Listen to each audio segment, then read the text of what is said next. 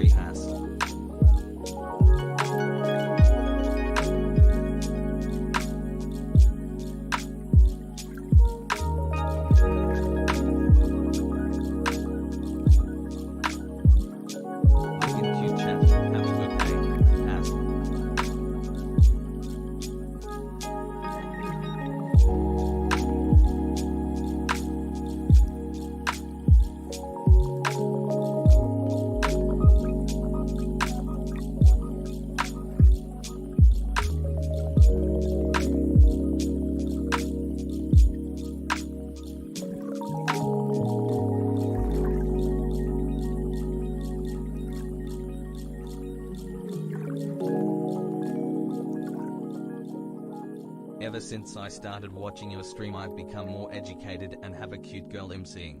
Thanks Hasan for giving me your sexy himbo energy.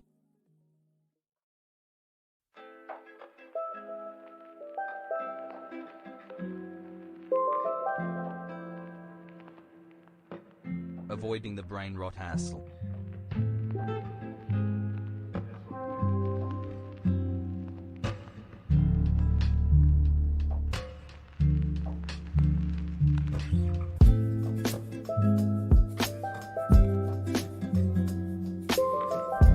Viva la revolución.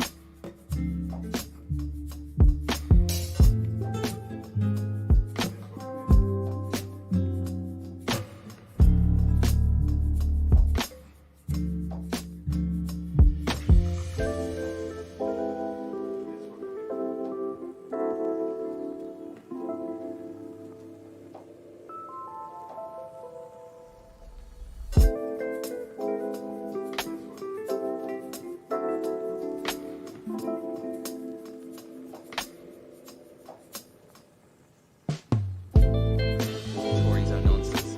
Have a good day, everyone.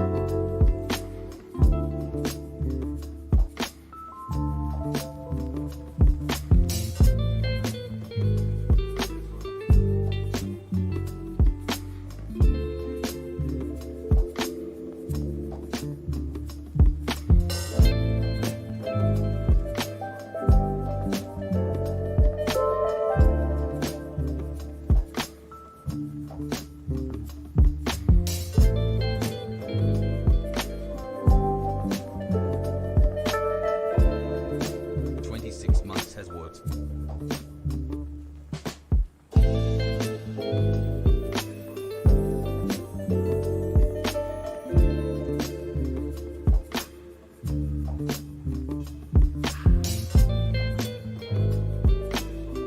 Dang, 14 month in this community and I've never been gotten my cheeks clapped. Hope I don't mess that up.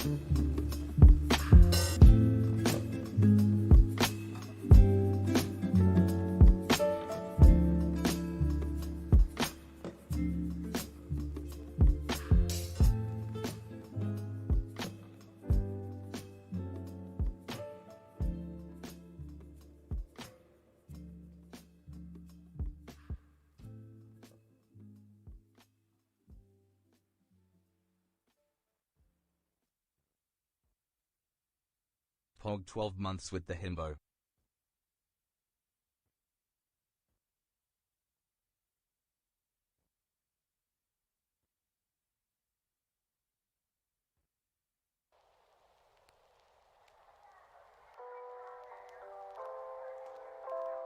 As Pog.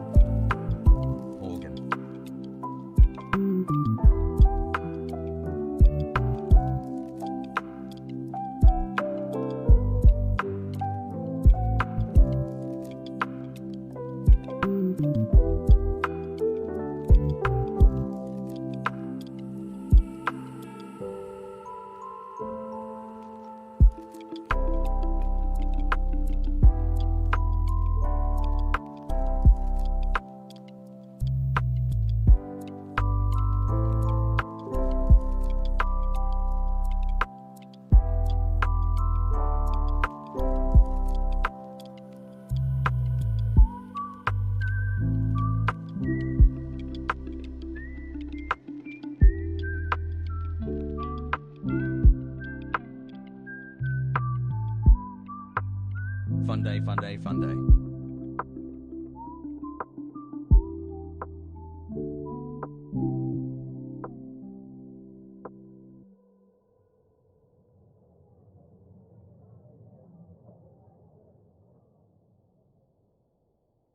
As Kusi.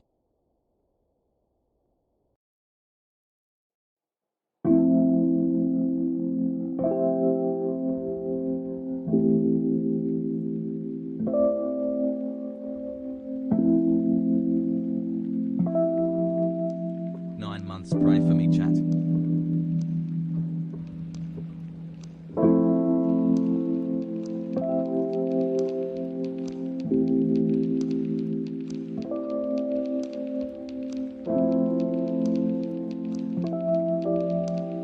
One whole year of me skipping the top of the hour 60 seconds ad break.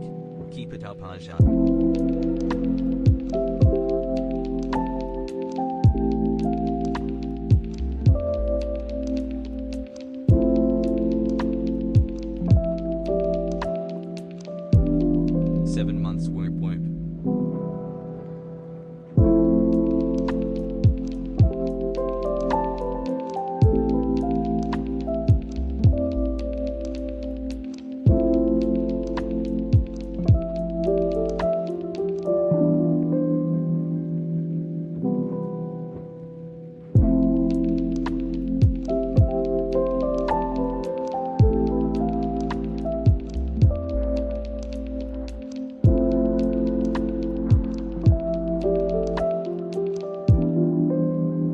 Has high.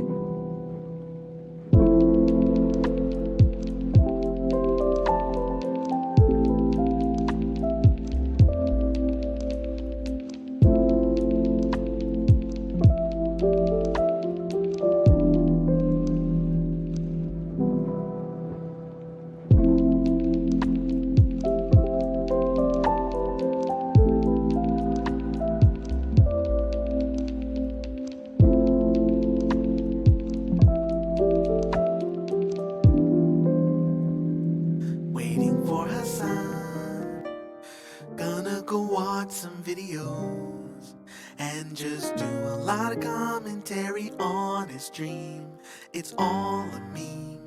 So now what are we waiting for? Waiting for Hasan. What will he do when he's live? Open up the casino, let the gamble in.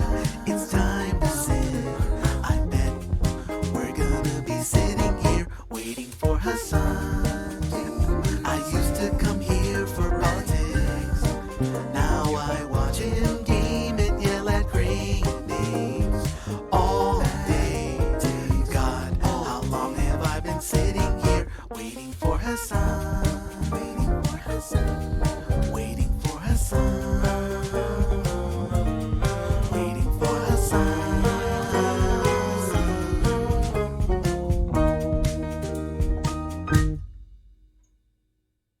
What's going on, everybody? I hope everyone's having a fantastic evening, a fantastic afternoon, a fantastic pre-noon.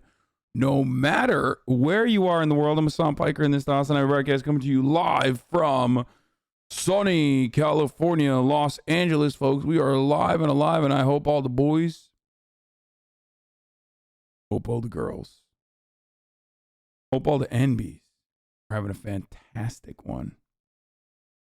Because it is Sunday, November 21st, 2021. Oh my God, dude, we're in Christmas time already. This is officially Christmas territory. It's 12:40 p.m. and I'm a little late. I will not be apologizing for being late because you should be excited that I'm even fucking live on a Sunday. You know, this is a big week. I don't have Instagram voice. I actually just have a fucked up voice. I don't know why. This is the part of the broadcast where I tell you a little bit about my personal news. My pussy is wet. Okay. 82 degrees and sunny here in California. It's a beautiful day today. And instead of taking that beautiful day off, I'm here and I'm spending it with loved ones, okay? With my community. That's what I'm doing. Okay? And today we're going to do some special stuff. It's a beautiful day today, and we're going to have a little bit of fun today. Now, first and foremost, this is the part of the broadcast where I tell you a little bit about my personal news. Ended the broadcast after playing a little bit of b-ball last night. Lost another game. My brain rotting. Lost another game after I ended the broadcast last night. Unfortunately. And, that really bummed me out. But I also, I thought to myself, I want to have a little bit of fun. I got some friends here. I want to have a little bit of fun. So I ate some very legal, very cool, very legal, very cool shiitake mushrooms. Still new to the stream but planning to stay, heart. Right. Some shishito pepper, shiitake mushroom, whatever the fuck you want to call it. Yeah, that's right. I had some last night. And I don't know what the fuck happened. Yeah, mushrooms that you have on your fucking, in your risotto. Risotto. That kind of mushrooms. Yeah, I'm vegan now, dude. Is Grimes finally coming? Lol. No. Anyway. What time are you having? We can take a look at some of the funny clips from yesterday's stream, but it was really great. I mean, it was a microdose, so it wasn't anything crazy. I had like 2 chocolate. I got one of those chocolates. The chocolate is like way too delicious, by the way. It's kind of weird, but I feel like it's not supposed to taste that good. You know what I mean?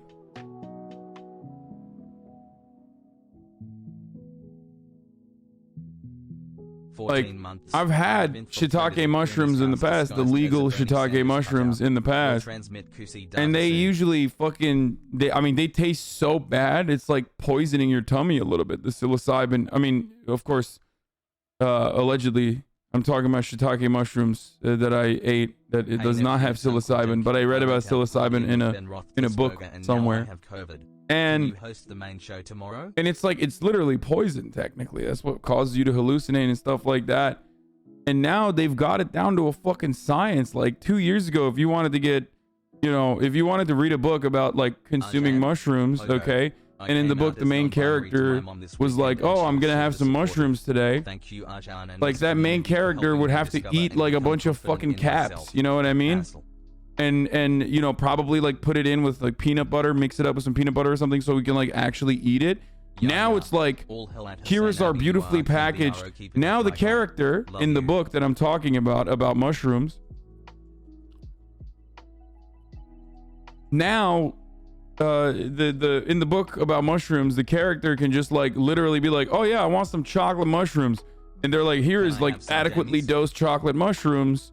Like have fun, go buck wild. If you have 2 of these, like if you have 3 of these, like you'll have like a microdose. If you have 4 of these, you'll trip a little bit. If you have like the entire thing, you'll go fucking bananas. And it's kind of weird. Kind of weird to see how quickly this developed. You know what I mean? In the book that I was reading. Interesting to see. Anyway, so I mean, it'll be decriminalized soon as well, probably. I would be surprised if it's not.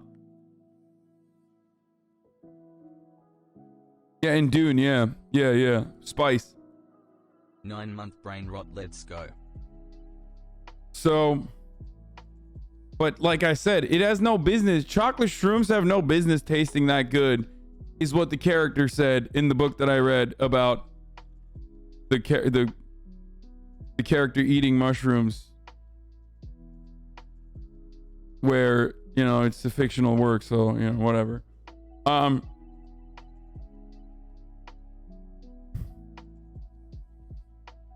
So, was in the dispensary. Another patron said she just came from the shroom store.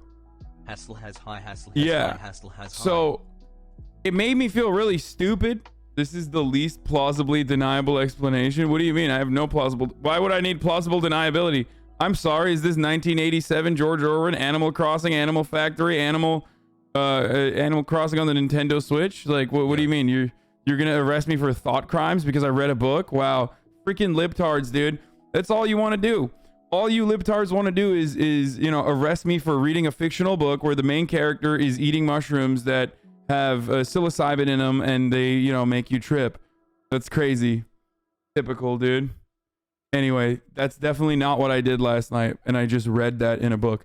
So it just made the character feel really dumb and made him lose his train of thought for the most part. And I was a little warm. I felt good, but like I've definitely had way better. I mean, I've definitely had way better trips than that. Like it was just like I don't think I had enough. It made me like a little giggly in the book that I was reading. That's what the character was saying. Love you, hey Suni. Can we be oomfies? Any weird dreams? No, not at all.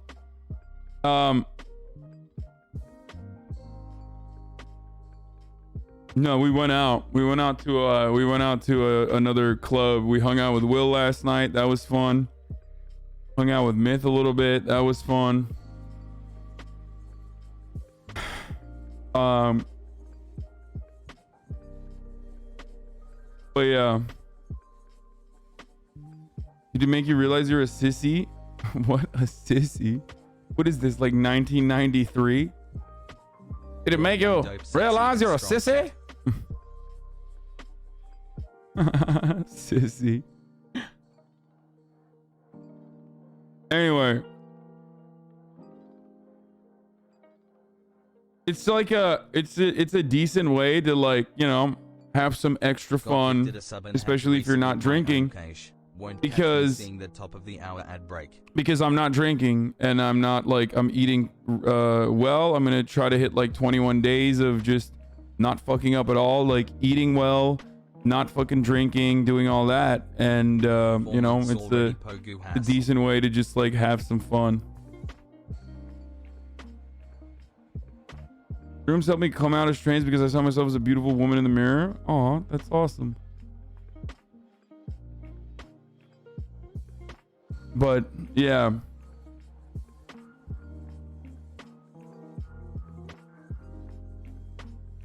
I was doing check that video 6 minutes about the racist gun owner. What is this? Anyway, today we're just gonna have a chill one, okay? I love you offliners. We're gonna have a chill one. We're just gonna fucking kick back.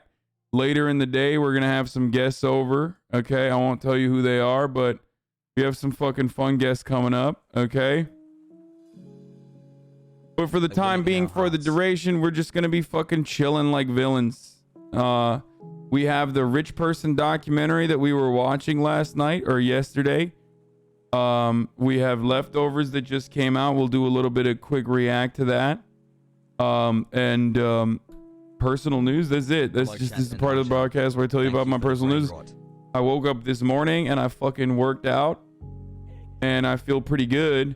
The reason why I'm late is because like I wanted to start a little bit later today. And the funny thing is, like, I was like, all right, let's just do something. Like, let's just go. I want to like go outside because it's really nice. So we just like drove around, went to Melrose, and I went to fucking Foot Locker and Shoe Palace because I'm looking for the Kyrie Irving anti-vaxxer 7s, right? Like I'm trying to get laced up so I can ball the fuck up and I can destroy fools, okay, in the basketball courts. I need new shoes. Like my old ones are fucked up, right? Bro, none of the fucking shoe stores have shoes. They should be calling it the fucking... They should be calling it the shoe decrepit building. That is not a palace, dude. You are not a palace, sir. A palace would have some fucking size 13 Kyrie Irving 7s. Okay? The guy literally comes back after like 15 minutes. He's like, we literally do not have a single size 13 basketball shoe in the store. No brain rot. That's not a palace, bro. You can't be calling yourself a fucking shoe palace when, you know, it's not even a barn for shoes. They got nothing. Kyrie's are a bad move for you anyways. I collect a lot of shoes. Wait, what do you mean? Dude, I'm not trying to wear them to like resell them, you fucking weirdo. I want to wear them to play basketball in them as it was intended as a product to have been made. That's why they fucking made it.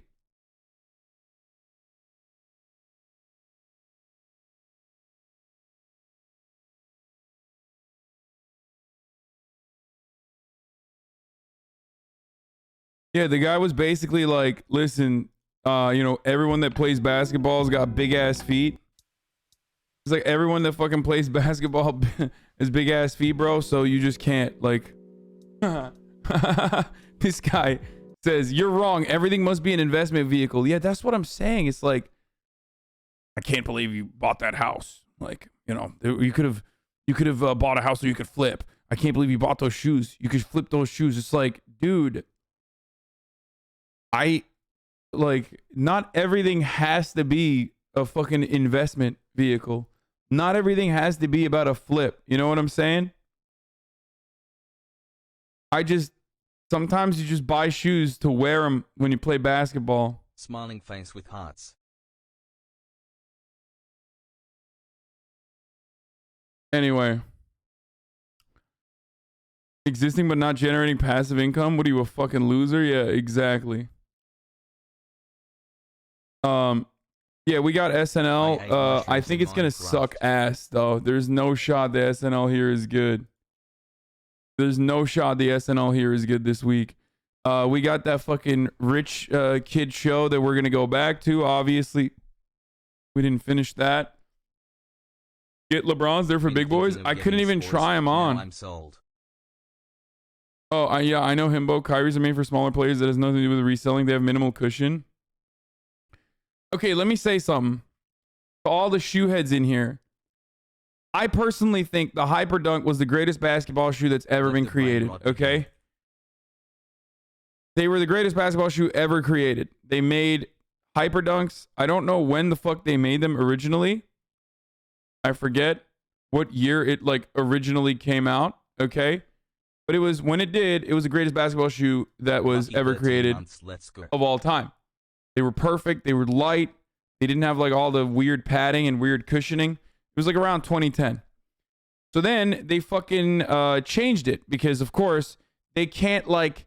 It was around the Olympics. It was one of the Olympics years where they basically changed the Hyper Dunks and they turned them into Hyperize. The technology, the fucking... The wowing tech... Whatever. The weaving technology. They changed it into Hyperize because obviously Nike can't fucking take something that's good and then literally keep it good. And the Hyperize were ass, okay? They weren't as good as the Hyperdunks, but it was still fine. The Flyknit weaving technology, whatever. And by the way, chat, like you're saying, oh my God, they're so expensive. Like, brother, that's like, you know, that's not. Damn, they still sell these? That's crazy. Nike Zoom Hyperdunk 2011 Blake Griffin men's shoes. And I kept buying old ones. I kept finding old ones on the internet and buying them. But at this point, it's like, I can't. This one is crazy. What the fuck? Oh, this is probably sick, dude. There's an off-white Hyperdunk 2017 Flyknit, the 10s, men's sneakers, $1,400.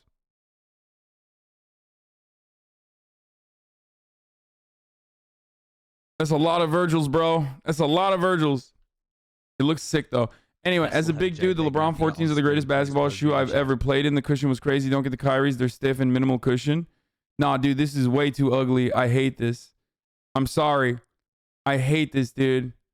It's like, I despise the flap. I think the flap is so bad. 8 months. Let's go, Brandon. I hate flaps. Anyway. It's about function. It's about drive. It's about fashion. It's about... could have flown to Seattle to do it's about function. It's not about fashion. LeBron's are self ankle breakers. Yuck. Wait, why would they be ankle breakers? Dude, Kyrie 7s I've heard a lot of good stuff about. Anyway, whatever.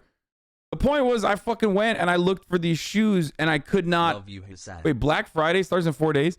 I could not fucking find shoes at any of these places, dude. It's crazy. LeBron and Enes are beefing? Good. I love LeBron and I fucking hate Enes Kantar. So that's... I'm 100% on the side of LeBron on this one. I'm on the side of LeBron in most situations. I think he's a great dude. I think he's a very smart dude. I think he's a wonderful person. I think he's a hard worker. I'm a fan. I've been a LeBron stan. You guys know this. wow, you love slave labor? Yes. The more abused the kids are that are making my sneakers, the better. The CCP part is a bit yikes. Dude, Enes Kantar does not give a fuck, dude. He's like, bro, he's never talked about fucking Palestine. This motherfucker is just like trying to gain clout by being like, huh, China bad. Yeah, okay, bro, you got it. Like, shut the fuck up. Shut the fuck up, you bitch. You literally are a fucking Gülenist. You work with an American CIA asset, and you're just gonna fucking sit here and act like you give a fuck about human rights? Suck my cock, dude.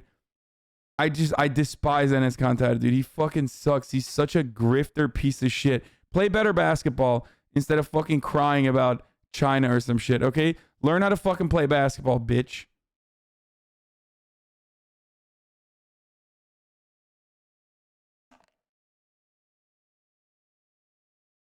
He's literally a fucking Fethullah Gülen cultist, dude.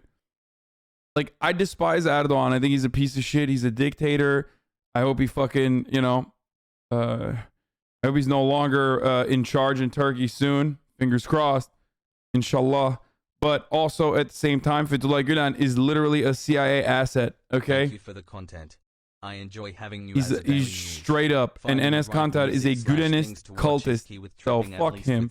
Smiley face. Hope you have a wonderful day. Growing heart.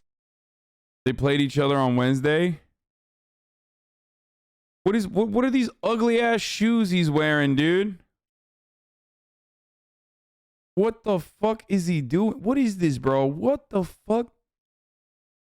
Bro, get politics. Yo. Enes Kantar is making me go, get politics out of my basketball. Shut up and dribble. 13 months of Bezos bucks for the Pepe La H fund. Shut the fuck up and dribble, bitch. Okay? Learn how to fucking dribble.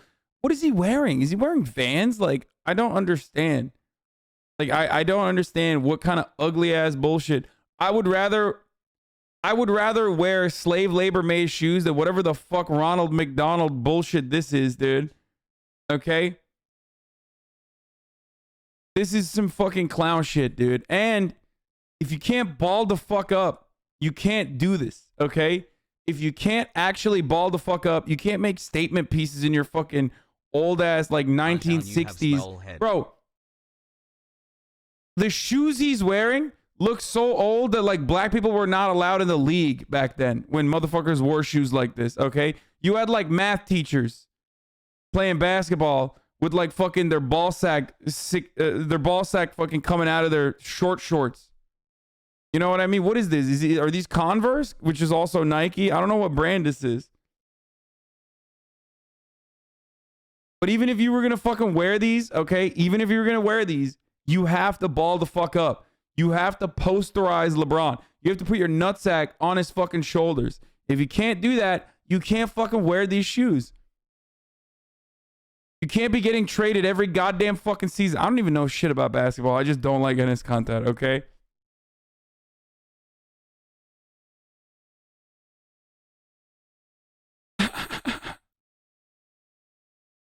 Hey, King, still researching and getting educated?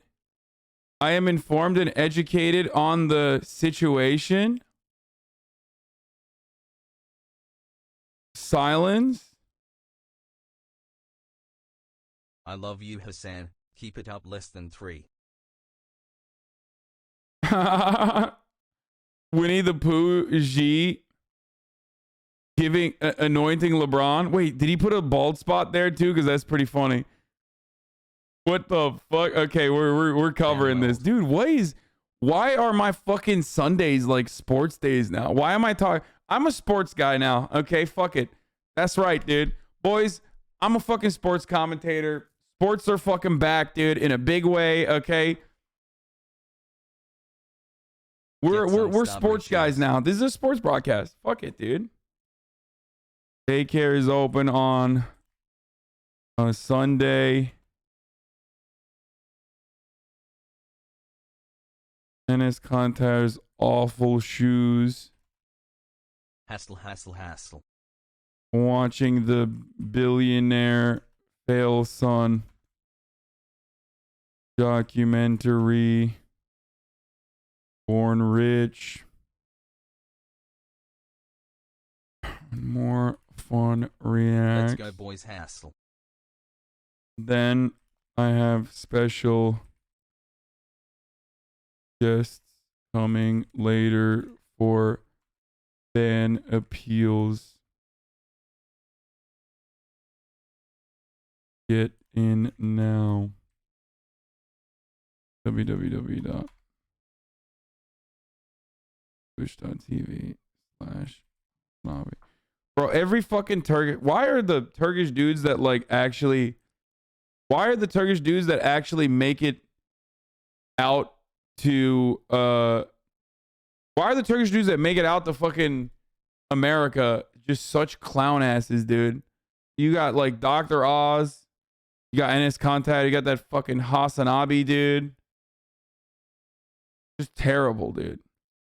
So embarrassing. Do you think you'll ever miss your old apartments? Lots of great stream memories there. What?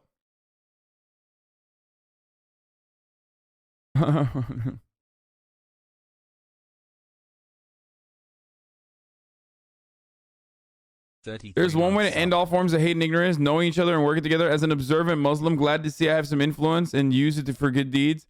Top 50 pro-Israel influencers. For the record, like, you know, yeah, China does some fucked up shit. Okay, for sure. But like, if you don't think that this is some straight grifting ass bullshit, especially from a guy who like has done stuff like this. Had a great conversation with Ambassador John Bolton on human rights issues in Turkey. Thank you for your support and friendship. Like, get the fuck out of here, dude. Clown ass motherfucker. I do not like Enes Kantar. Enes Kantar has posted more about China on Twitter this season than he has played minutes. Oh my God. Are you serious? Bro, he's literally... Okay. I don't often say motherfuckers are CIA. But this motherfucker is CIA. Okay. I mean, even if he's not directly CIA, the cult that he's a part of, Fethullah Gülen, is literally CIA. And he's just either willingly or unwillingly, okay, playing the fucking propaganda mouthpiece for the American State Department. Okay. Jesus fucking Christ. Hey, Himbo, run the ad at the top of the hour every hour. Bro, that's some straight fucking clown shit, dude. Kantar was a part of Gülen groups even when he was a kid. No, he went to Samanyolu, bro. You know what? My friends played basketball with him. Like, people in my grade. He was in my fucking grade. Like, some of my best friends literally balled with him. He went to Samanyolu in Ankara. I fucking grew up with this dude. I know. Samanyolu is a Fethullah Gülen school. Oh yeah, I forget to mention this, but yes, I literally fucking know him. Like, I mean, I don't know him personally, but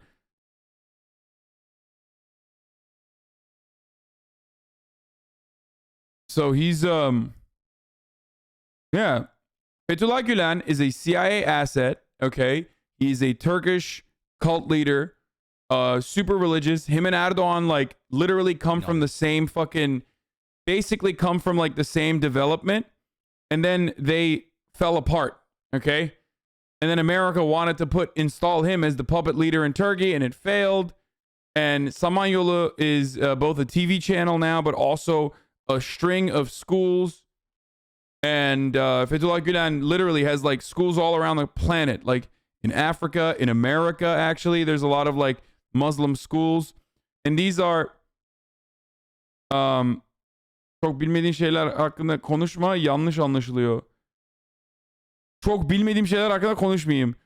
Ulan herifle bütün en yakın arkadaşlarım basket oynadı büyürken ne konuşayım, daha ne bilebilirim ki abi bu herifle ilgili? Yani götünün kılını mı göreyim artık? Yani götüne parmak mı atmış olmam lazım illa konuşabilmek için birisiyle ilgili, geri zekalı.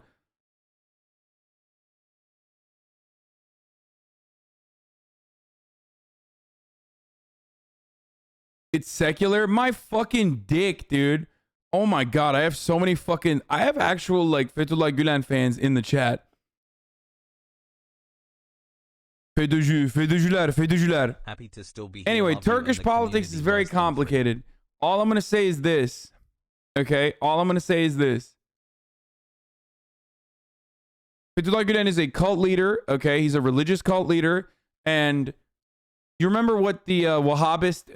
you remember what America and like the UK, what they did with Wahhabists? Okay? And the Wahhabist fundamentalists started like literally taking over the entire Muslim world. Basically, they were like, oh shit, we fucked up. So we should create or we should fund a more moderate Islamist cult. Okay? And we should hype up this more moderate Islamist cult and charter schools all around the fucking world. Okay?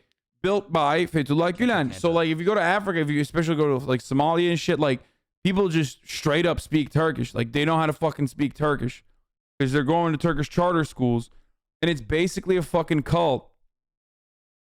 And you know that's what you get when you go to one of those schools. This motherfucker, okay?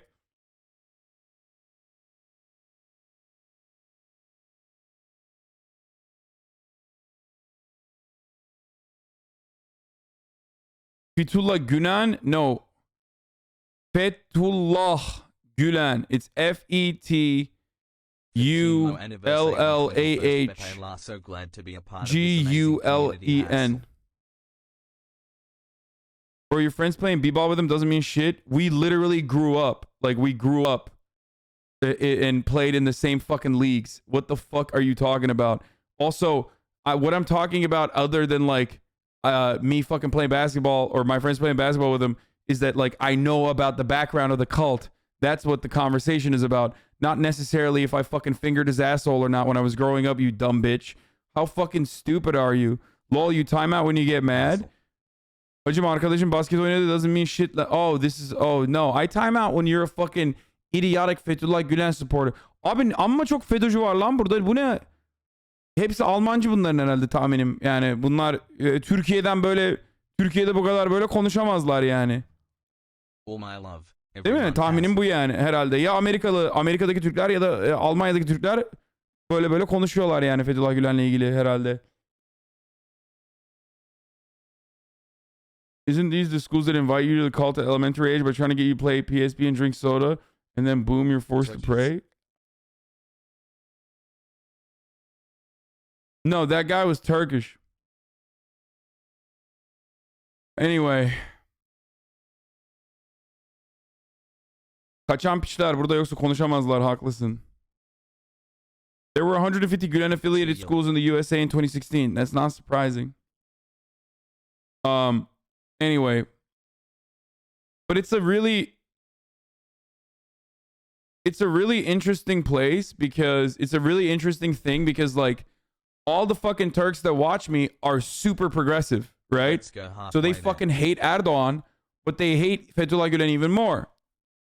Because Fethullah Gülen is like Erdogan on fucking steroids and also on top of that backed by the American government. So it's just like a very weird place to be in and to talk about. Is Turkey nice looking? Lan yoksa sen de mi FETÖ'cüsün? Abi burada maskelerini indiriyorlar. Ne? Benim FETÖ'cü olma ihtimalim var mı abi? Gerizekalı damacana Mahmut. Anlamıyorsun. İngilizce anlamadığın için herhalde böyle sen de mi FETÖ'cüsün falan diyorsun herhalde. Tahminim bu yani. Gerizekalılar geliyorlar buraya. İngilizce konuşmayı anlamıyorlar. Konuştuğum zaman İngilizce anlamıyorlar dediğimi. Fethullah Gülen'in amına koyayım diye anlatıyorum son 15 dakikadır. Gelmiş bana sen FETÖ'cü musun diyor ya. Salağa bak. Anyway.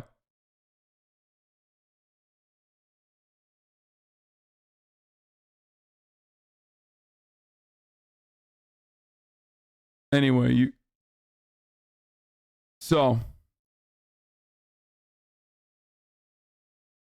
anyway, where the fuck was I?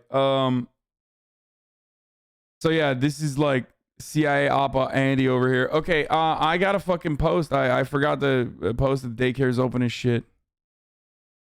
Let me see if there's any good memes. Chat, give me a meme to put. No, and I'm not gonna run an ad yet because you know I haven't done a full hour. So Like WTF is going on, but hope all is well, Habibi Hassel.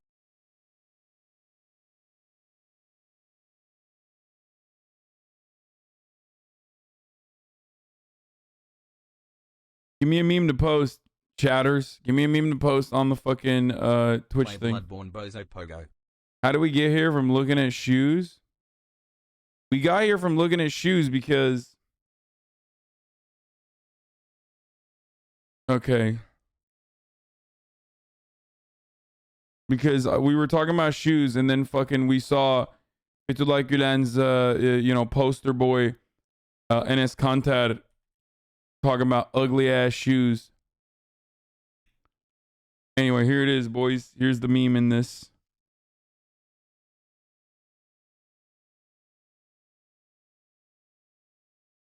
Let's go, love you Hasan and you chat. No brain rot yet, but give it 4 months KEKW. Üzücüler aklıma geldi, bu evangelistlerin etkisi ne kadar orada politikaya. Çok ağır. Coming from a UNHCR ambassador, Enes is literally sucking the institute's dick to join as a representative, hence his current efforts.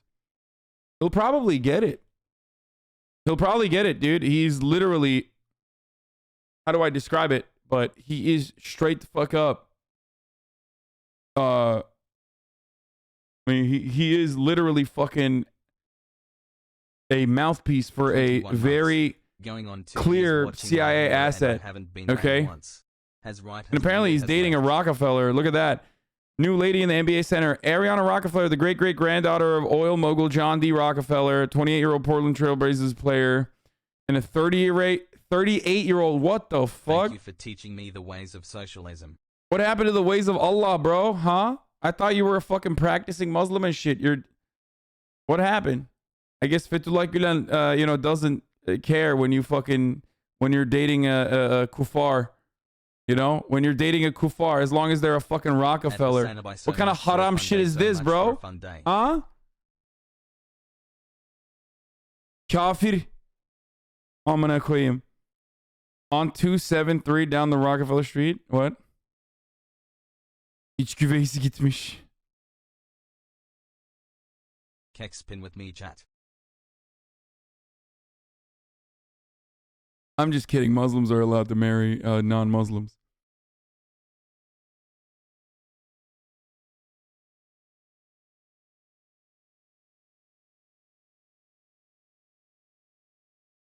Mobile user here is crazy. That guy, an Italian guy to represent a Muslim person in WWE. That's funny. Anyway, we're told Kantar spent much of the past NBA offseason in New York with Ariana posting about fucking China. And the couple have also spent time together in Portland during the season. Yeah, bro. He's spending all of his time with fucking LilKrishhh. I'm sorry, changed. LilKrishhh, I'm sorry, changed. Giving 10 tier 1 gift subs. Thanks, LilKrishhh. I'm sorry, changed. For the 10 gifted subs. There's a Kyle Rittenhouse theme song. Last night, oh my fucking god, bro. This is juice, dude. This is juice to fuck up. Okay. God damn it, dude. Sundays, I'm always like, oh, we're going to do like fun reacts and shit. And then like the best stuff comes out on Sunday. Politics wise, like literally the dumbest shit. Love when that HasanAbi gets heated in Turkish, praying gesture. Oh, Shabibo had Death Santis on too. Fuck, dude. Fuck, there's so much going on.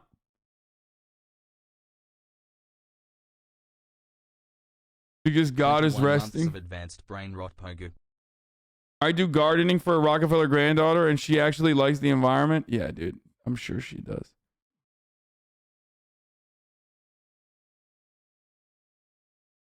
Okay. Anyway, let's finish. Let's wrap up this like Enes Kantar story. So LeBron on Enes Kantar, he's trying to use my name to create an opportunity for himself. LeBron, do you have any reaction to Enes Kantar using your likeness on his shoes in his advocacy for human rights? No, I think if you know me, I don't really give too many people my energy. LeBron, say no free clout. Say no free clout. Say no free clout. Say I'm gonna scheme. Say I'm gonna scheme Enes Kantar. Okay? Fuck him, LeBron. You're the king. You're the GOAT. Okay? You're the king. You're the GOAT. You know, and he's definitely not someone I will give my energy to. You are the political That's right. version of good, That's right, but King. like in a Live your good best way. life. Live your best life. Live your fucking best life. He's trying to make fucking headlines by trying to tear you down. He doesn't want to see a king thrive. Okay, that's it. That's the only thing that's going on. Don't worry about a thing. You're the goat. You're the legend. Okay. LeBron'un taşağını yemen yok mu? Look at this, bro. This is like a child. This is like a child did this, like hand painted this shit. Trying to use my name to create, an opportunity for himself. Yo, I don't get it. Like, where the fuck do they make these ugly ass shoes that Enes Kantar is wearing, by the way? What's up? Like, where? Like, there's 0% chance that it's not being made in, like, fucking... If it's not being made in China, like, okay, it's being made in Malaysia? Like, is that what's going on? He might have painted it by hand. But... Are those still Jordans? Like, oh, these are Jordans. Definitely won't comment too much on that, if any, and that'll be where I lay that at. He's always...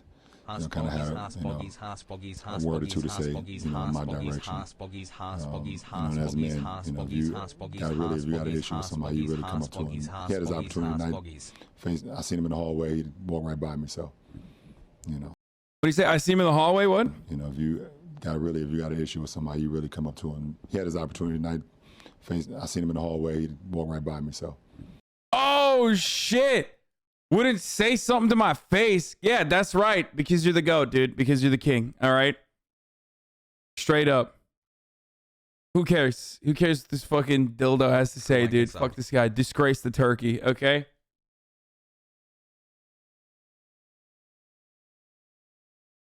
Straight Custer. Exactly. Keep it 55th Street, LeBron. His family disowned him for his Gülen support. His own father said he was hypnotized. 2 months. Honestly, they probably have to do that because otherwise they'll go to jail. Like the family probably I don't know if the family's Gülenists still. They most likely are, but they have to do that because they would literally go to jail.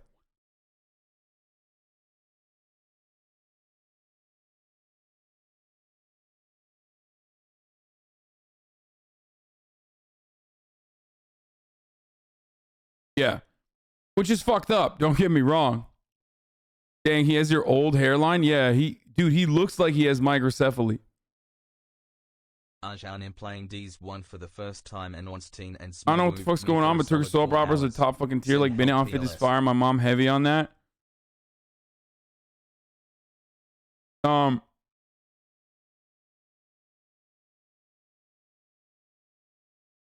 Been almost Anyway, doesn't Kantar fuck with Israel? Yeah, he's a big defender. Today I lost those who for 24 years I called my family, said Enes Kantar, Oklahoma City Thunder. Turkish President Recep Tayyip Erdogan blames Mr. Gülen for inciting a failed coup last month and is seeking the cleric's extradition to Turkey. Yeah.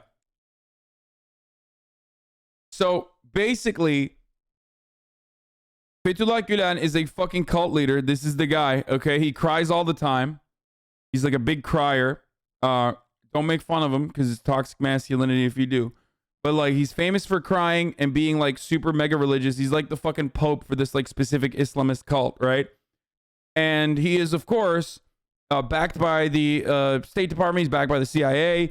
Lives in the fucking Poconos in some goddamn compound. And he has like thousands of charter schools all around the planet. I wonder how he got all that money to be able to build such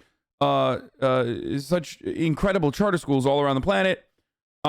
They've decided, like the American government thought that they could use him and his more moderate approach to Islam as a counterbalance to the Wahhabist fundamentalist Islam that they originally were fucking backing. And except, it doesn't matter because these guys are fucking fundamentalists too. And it's bullshit. Like he's literally backed by the fucking CIA. He is a piece of shit.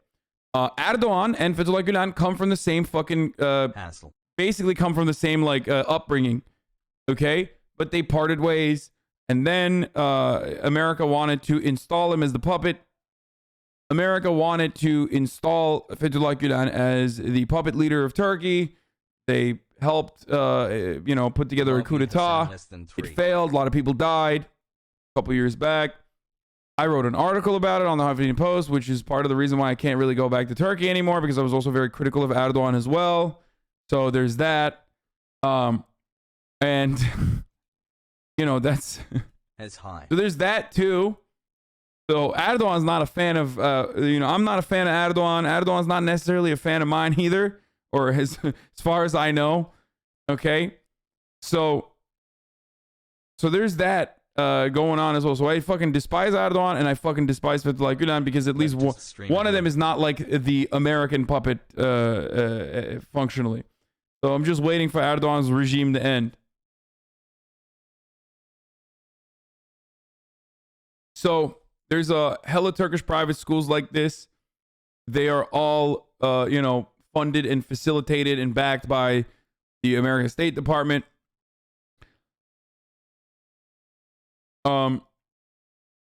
Rather a puppet than an ethnic cleanser. Dude.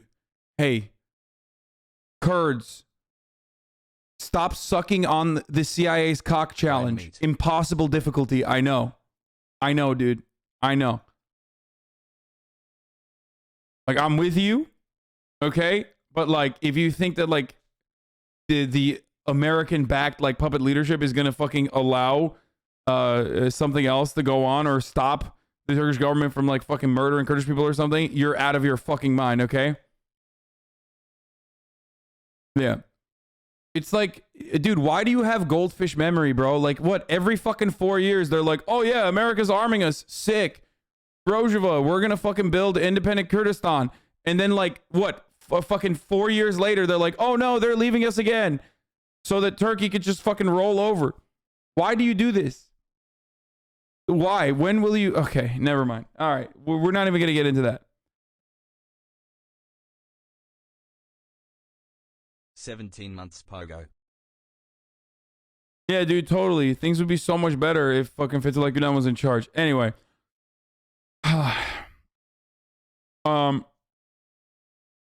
You let that same chatter stunlock you every time you talk about Turkey. I know, I really do need to fucking ban him, dude, but I can't because he's Kurdish. It's reparations. Everything gonna see alright, cause ain't no custards in here. This message brought to you by the letter Q. Hassle. He's just so fucking annoying every time. Anyway, yeah, he's got...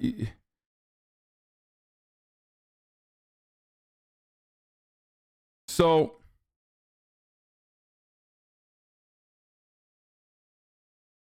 Isn't Social Democrat running a huge lib at least better than the current government? Yes, exactly. So, yeah, he's got diplomatic immunity. Erdogan is actually a huge himbo. We know this. So, the movement known in Turkey as Hizmet or Service runs schools all over Turkey and around the world, including Turkic, former Soviet republics, Muslim countries such as Pakistan, and Western nations, including Romania and the US, where it runs more than 100 schools. Bro, this article is ridiculous. It has more than 100 schools in just America, okay? They have thousands of fucking schools. That's bullshit. In May 2016, the Turkish government formally declared the Gülen movement a terrorist organization after the failed coup. Suspected Gülen supporters in Turkey were purged in a wave of arrests. So, here's the thing.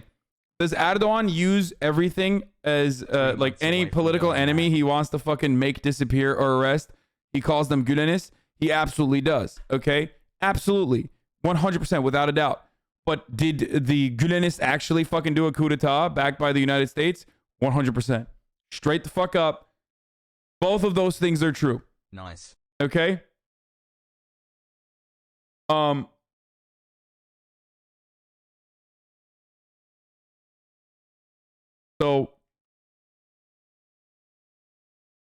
Western nations have been critical of the government's response to the coup. Yeah, shut the fuck up, dude. U.S. officials have said they will extradite Mr. Gülen only if Turkey provides evidence. Yeah. America's like, can you provide us the evidence that Fethullah Gülen did a coup d'etat?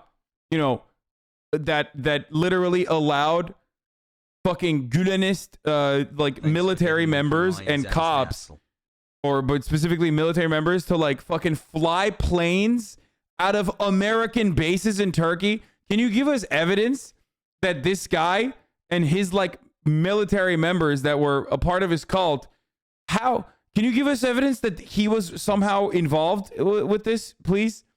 You know, it's like, motherfucker, your bases were where they fucking refueled the planes. You know what I mean? Like, what more evidence do you want? You were involved in it. You have the evidence. Okay? You fucking assholes.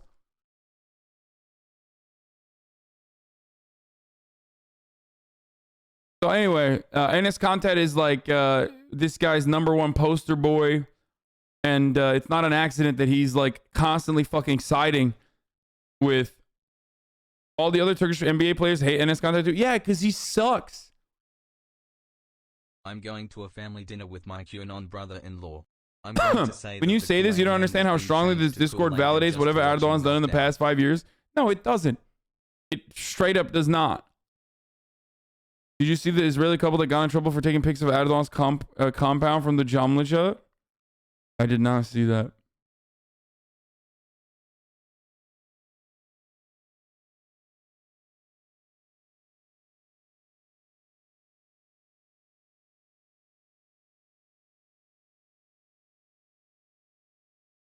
Sence Fethullah Gülen FETÖ'cü olabilir mi? Bana öyle geliyor. FETÖ'cü mü abi? FETÖ'cü. Anyway.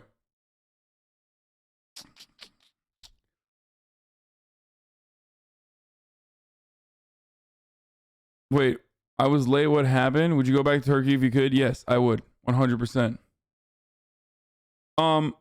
So it's like if in NP cops gave Buddha some gas in the middle of a chase and they had to investigate what he was up to. Okay, so we're done with this part, but we're done with this part, but basically, I love LeBron. He's the GOAT. Okay, look at those points, bro. Okay, look at that. He can say whatever the fuck he wants, and it seems like a weak game for him, you know. And Enes Kantar, he will never dream of putting up 23 points in a game. He just can't do it. He just can't even put up 23 points. Fucking loser. Okay, not good. You know, that's it. That's all I'm gonna say. And these shoes are ugly as fuck. Literally, what the fuck, dude? If you're gonna wear ugly ass clown shoes, the least you could do is like play decently, okay? And also on top of that, not be a fucking puppet for a goddamn CIA-backed Turkish fundamentalist Islamist cult. Terrible. Okay, we're done. Apparently, Trump was awarded an honorary 9th degree black belt in Taekwondo yesterday. My man is fucking thriving, okay? Not being on Twitter, great for Donald Trump's mental health. Not being on Twitter has elevated him to incredible places, okay? Incredible attitudes. I mean, my man is living his best goddamn life. Dude, can you imagine? He looks good. He looks like he's in shape. He's just fucking killing it, dude. What a king. What an absolute fucking legend. What an absolute king. Love him. You know, great guy. Good form overall, believe me. Very good form. Very good. Very handsome. Please don't run for president again. Yeah. Wait, what the fuck? Why does he have a photo of him and Kim? What the fuck? I just noticed. Bro, my man's got his best moments on the wall, and one of them is just him and his bestie, dude. Look at him.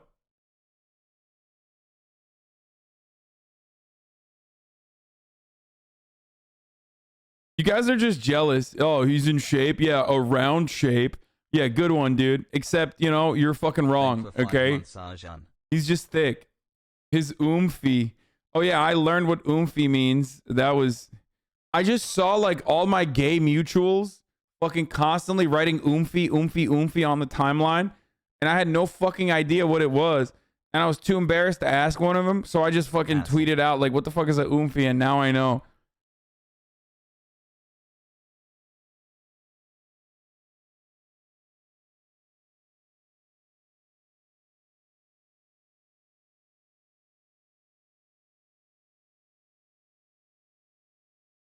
Two months of leftist indoctrination, Pogo. What is this new hog anthem? Oh my fucking god, dude. Okay, we'll look at the hog. We'll look at the fucking hog anthems in a second. All right, let's see this. There's a new Kyle Rittenhouse theme song. Moment of truth today. As Pog. Innocent. Yeah. Bro, this guy is so bad. But also on top of that, like, why is he always just like fucking headbutting the camera? He's always like so close and he does like weird shit with his tongue. Like instead of dancing, he just gets his tongue to dance. It's very weird.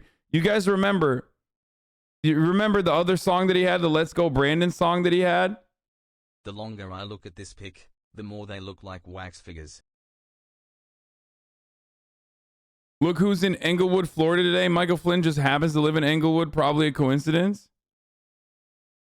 Bro, yeah, I mean, listen, bro. Once you get fucking... Dude, once you get a couple legal kills and become the fucking hero of the right, of course you gotta fly out to Florida. Dude, Florida is like... That's the safe haven, bro. Are you kidding me? He wants to go to a state where he can do the fucking George Zimmerman tour. He's gonna start off. Yo. Here in Texas, there was a gun range that had a Kyle Rittenhouse sale. People were buying AR-15s on discount. You should have grabbed one, brother. Grab a couple. Yeah, Florida is the chud mecca. Like, that's where every dildo dipshit reactionary goes to do their fucking pilgrimage, okay? And then they go and instead of the Kaaba, they have a fucking, you know, Applebee's down there. And that's what they pray to. You know? That's just how it is. That's just how it works. Kyle Rittenhouse, more like Kyle Shittenhouse.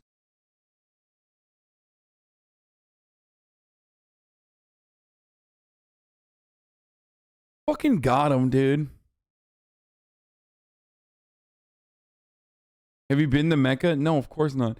Crazy how Buddy popped 3 motherfuckers and is innocent, but a year of marijuana. But I got a year for marijuana position that wasn't even mine. The fuck? Hey man, have you thought about fucking, I don't know. I mean, I don't know if you're black or not, but I was gonna say, have you thought about not being black, but maybe you're white. Regardless, though. You know, it's just the American criminal justice system, baby. Joe Biden thinks that turkeys are more important than pardoning marijuana, too, by the way. Biden, wearing aviator glasses, pointed at a reporter and joked, you need a pardon? In response to a follow-up question about whether he would free pot inmates whom he vowed to release during the 2020 Democratic presidential primary, Biden said, just turkeys. That's right, dude. Ha, lol. Just turkeys, Jack. Cut the fucking malarkey.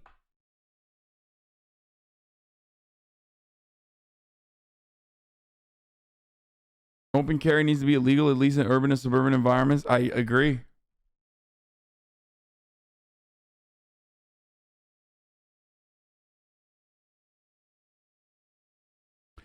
That was very 1994 crime bill of him. Yeah, he's been serving cunt and he's been serving crime bill this past week. He's been serving crime bill pretty hardcore this past week. He like came out and was like, the jury's the jury, Jack. They deliberate and they come to a conclusion. And that verdict is the verdict. And that's how the law works. I don't know why I sound like David Lynch in fucking Twin Peaks. The fucking FBI director or whatever, but would it be bad to go to that's my Joe Biden.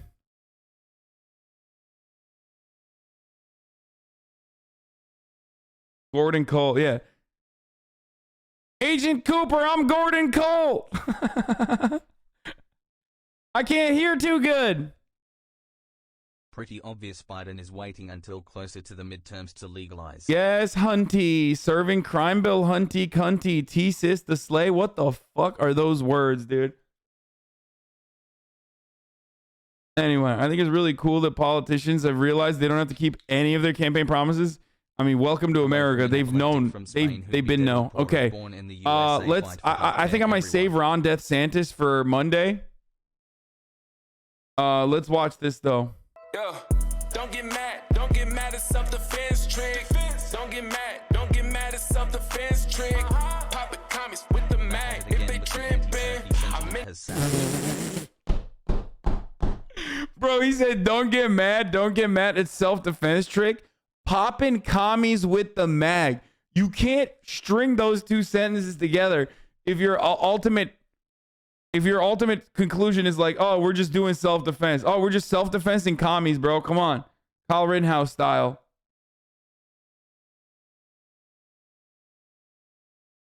This is great, dude. This is great. He can't fit all those people behind him. He doesn't stand close up to the camera.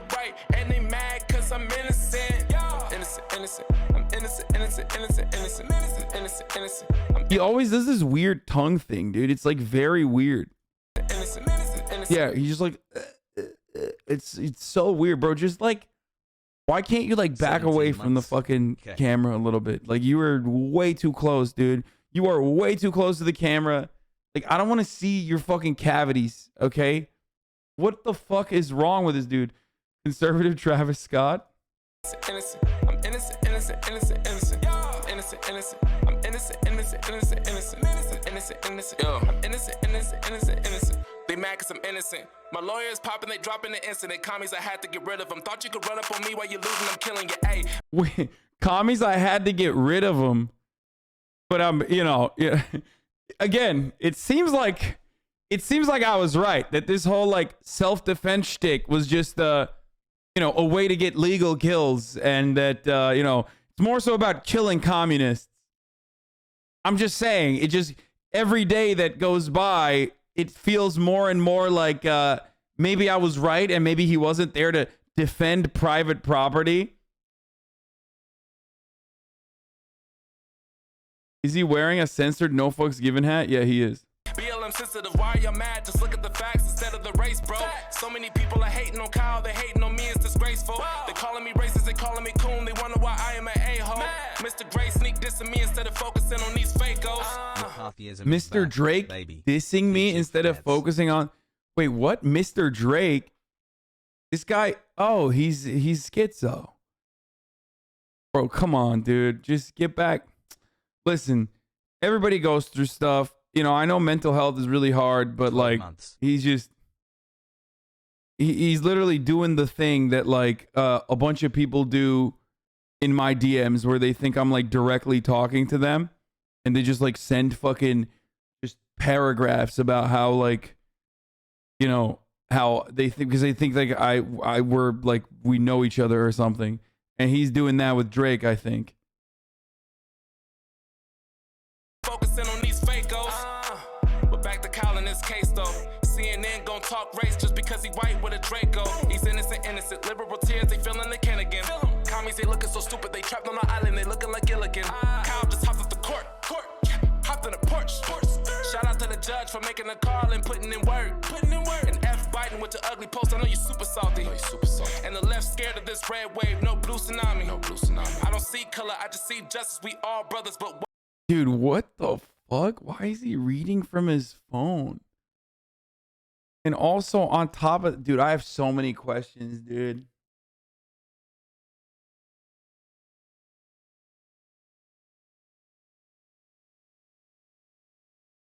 It's like, dude, I love that conservatives are like, hip hop music is promoting terrible values and like talking about, you know, smoking reefer and drinking lean and doing drugs and, you know, all this stuff. And then, you know, he's saying all this, right? Like, conservatives used to say all this, and now they're like, and that's why we need good hip hop music, you know, made by one of the good ones. And it's like, what's the good hip hop music? Oh, the red wave is coming in the midterms. It's like, dude, you're such a pussy, okay?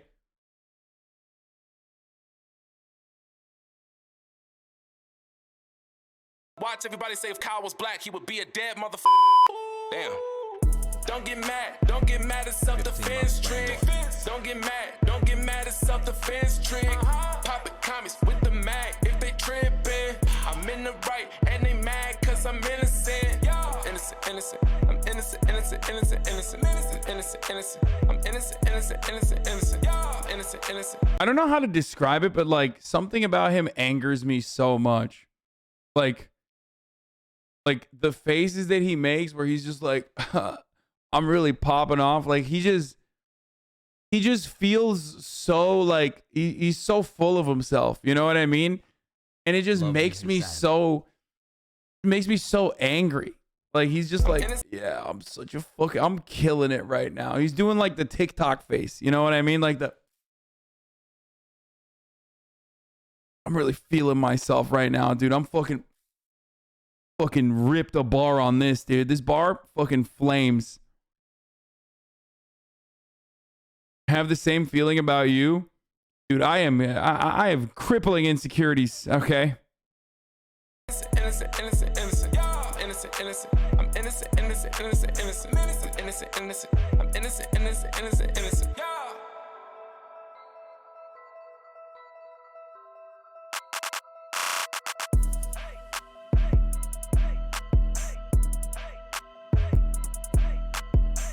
Oh, the tongue, dude. He's doing the tongue thing again. Look at this. Okay, I'm calling it. This dude's 100% gonna fucking catch a charge, okay? There's no shot. No dude that does stuff like this with their tongue in a fucking video, like where he previously, you know, thought about doing some shit and this is what he's doing. He's 100%. This dude's going to jail. Like, I'm sorry. You will never convince me that this dude is not going to jail. Okay?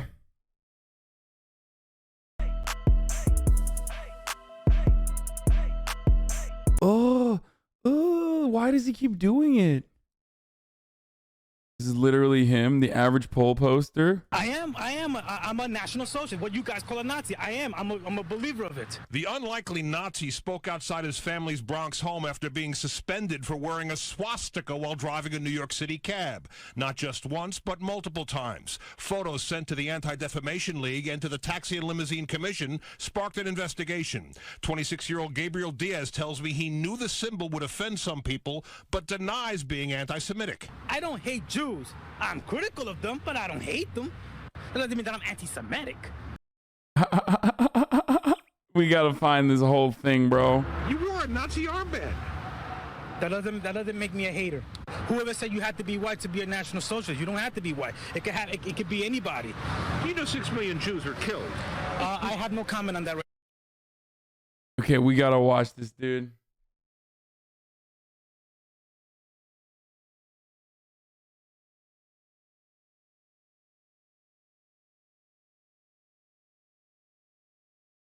Looks like conservatives can make great art.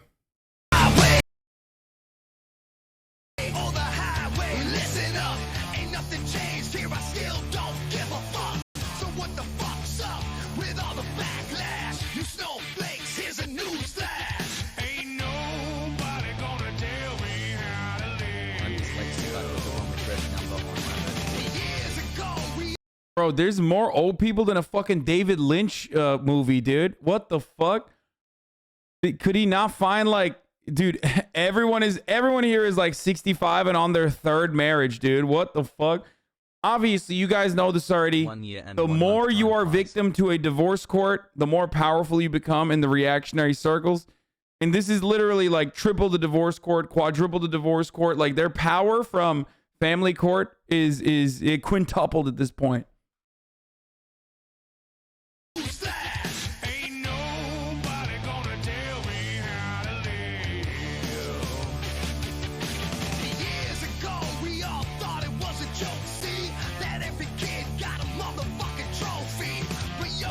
So here's a situation. A nation of pussies is our next generation.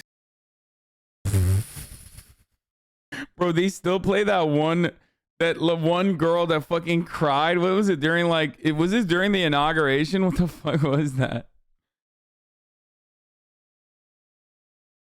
It's so stupid. No. No. No. Bro, this is literally like an artificial intelligence looked at Facebook profiles of every conservative grandparent, and they basically like, and this is what it created as a song background. You know what I mean? Bro, this is literally just boomer posting all the way. Okay. This is why SNL will never be as funny as just conservatives in the wild. You let them out.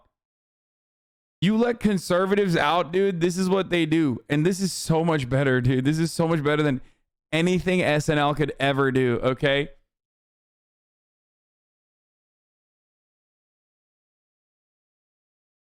And their agendas, every opinion has a millennial offended. Well, this amendment one. Every opinion has a millennial offended? What the fuck? This is fire. This is fucking fire. This is actually fire. And you know it's fire. You're just jealous that you didn't come up with it. You know what I mean?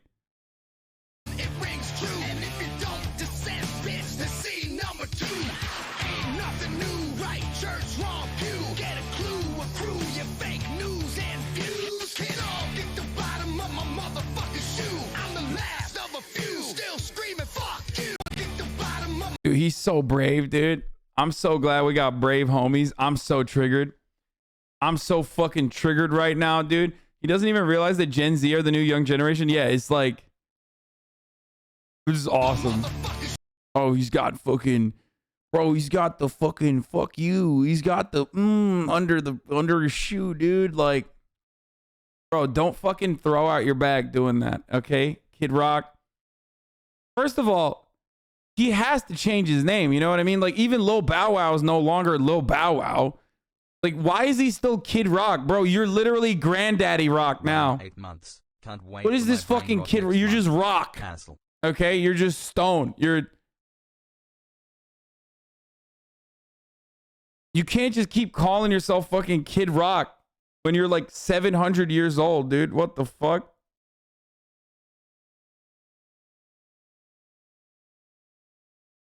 He's pop rock? Yeah. Kid Rock, more like old Fossil. Yeah, he's Uncle Fossil. fucking shoe. I'm the last of a few, still screaming, fuck you. Ain't nobody gonna tell me how to live.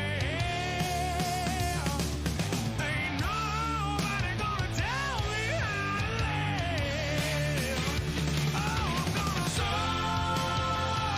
to live. What? Kid Rock joins the space race? The brain rot is setting a king. Okay, this is awesome. This is awesome. Ashley Emily Demon Camp.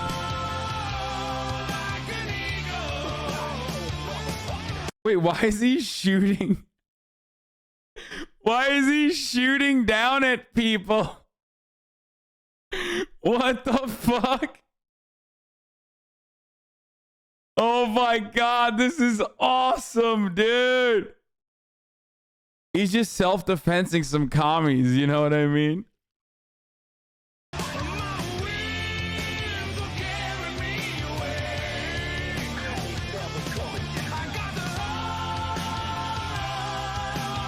These guys used to be so much cooler when like conservatives thought they were Satanists, you know what I mean? And now they're like, yeah, I love America and doing my taxes, but taxes are bad. And also the government axes. Oh, like, we need to institute tort reform. Chats with you, bro.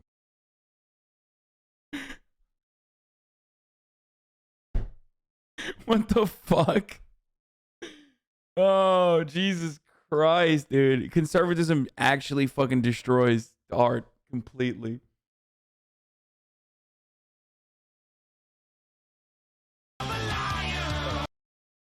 We need to see the whole thing.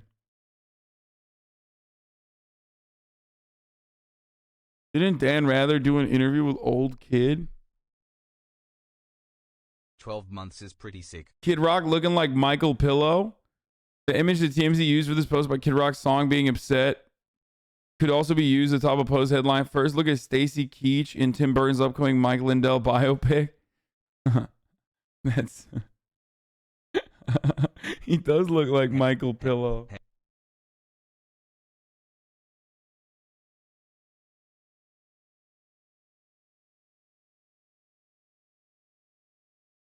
This is what liberals took from us.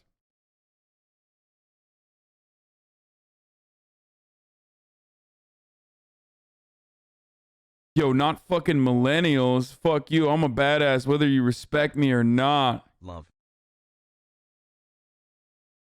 Kid Rock's childhood home is far from humble. Yo, are you serious? Wait, you can't fucking be white trash if you came from like a fucking ranch, dude. What the fuck? Dude, I swear to God, Americans, bro. I actually thought Kid Rock was like working class. I literally thought he was like poor and working class and then, oh God, I got caught up in the fucking aesthetics, dude. Bro, someone literally had the audacity to say, that's not a nice house.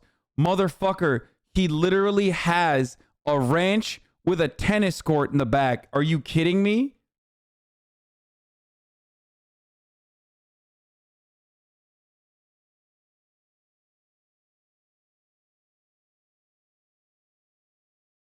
He came from Romeo, Michigan, not Detroit like Eminem living in a trailer in 8 Mile.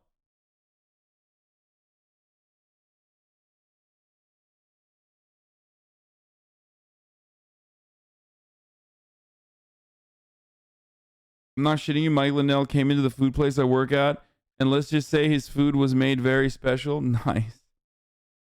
It's bioterrorism. I'll tell you, I'm Michael Lindell, and I went to the Panda Express, and they yelled at me for not having a mask. I said, I'm Michael Pillow. I don't need to wear a mask. And then very shortly after I had my General Tso chicken the way I like it, I started getting a tummy rumble. Seems that they've poisoned me.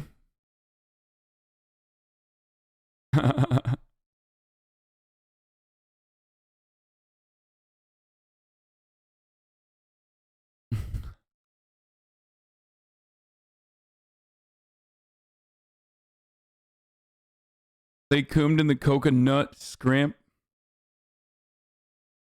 Kid Rock is what chatters think Hasan is? Yeah, that's me.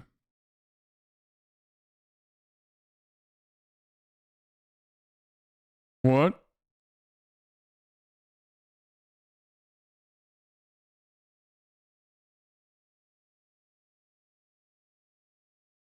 Kid Rock's dad owned multiple car dealerships. Motherfucker said that's not a house. That's true. That's an estate. Yeah. It's true. Kid Rock, who slut shamed Taylor Swift and says he's straight out of the trailer, grew up in a $1.3 million estate. Bro, Kid Rock claiming like being white trash and living in a fucking trailer is exactly the same as like motherfuckers who are like, oh, actually, as a matter of fact, I'm a real patriot. I'm a real working class patriot because I got fucking snakeskin cowboy boots. And AOC is brown. So she's not a real American. I'm a real American. It's like the same shit. It's like, motherfucker, you went to Harvard. Like, you can't just... You went to Harvard. Your parents are rich as fuck. And you're over here being like the fucking lady who was a bartender like 3 years ago is actually, less working class than you. It's just like classic. It's just PR. It's aesthetics. That's all it is.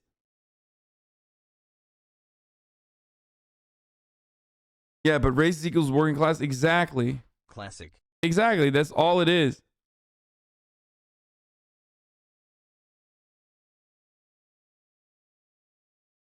The Confederate flag brandishing rapper who randomly accused Taylor Swift of sleeping her way to the top in Hollywood has been living a lie. Kid Rock looks like Tim Robinson in the fedora with the safari flap sketch. Yeah, he does. Yeah, that's right. Working class, when you say the N-word, and the more you say it, the more working class you are, folks. That's just how it works. Okay? That's right. There's nothing more working class. It doesn't matter how you make your money. It doesn't matter how you make a living.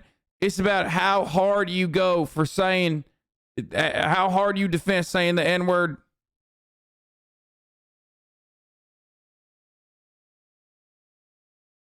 Dude looks like a slightly less decrepit Mitch McConnell. Yeah, he definitely is gonna have some nussy, dude. He's gonna have some neck pussy. Yeah, Rock has long presented himself as a rough and tumble country guy who does average Joe stuff like shoot guns, trap hogs, dunk on hippies. He often talks about his path to success as a scrappy blend of self-taught skill, business savvy, and persistence. I was a hustler from a young age. Rock told Cowboys and Indians in 2015. Whether it was selling tapes out of my basement and designing t-shirts, or setting up my own light show and traveling around the country for years in a U-Haul trailer and a minivan. But what gets lost in that portrait is the fact that Rock's humble origin story took the place on a luxurious estate in wealthy Macomb County, Michigan. Rock, whose real last name is literally Ritchie, grew up the son of millionaire William Bill Ritchie, who owned several lucrative car dealerships, and Susan Ritchie, who instilled in Rock a spirit of philanthropy. They didn't instill it well enough, though. Hey, Estragal, thank you for the 5 get to subs, by the way. They raised Rock, who once claimed to be straight out of the trailer on 6 well-groomed acres where he could pick fresh apples from his family's personal orchard. Motherfucker had his own orchard, dude. His last name is Ritchie. Rock's ancestral seat went on the market in 2016. It was asked for $1.295 million. That's fucking crazy, by the way. You can get a fucking estate in in Michigan for 1.2. I mean, I don't even know if you can get it for that price now. That was years ago, but it's nuts.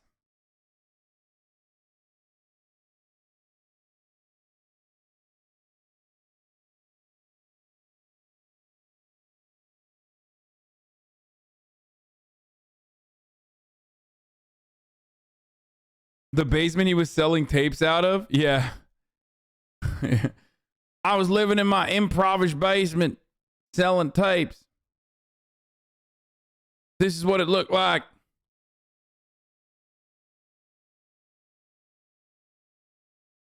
Blind Joe, I will not comply, country style.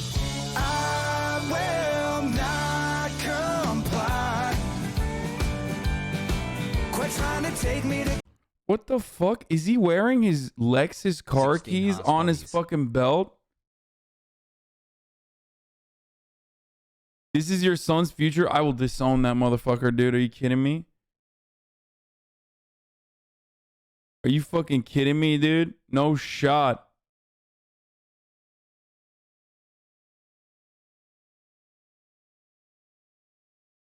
No shot, dude. Anyway. Okay, we're done with Kid Rock, dude. We're done with Uncle Rock. Resisting. Should we watch this Nazi, this brown Nazi? Because it's kind of funny. All right, let's finish this song first. Look at where we went from.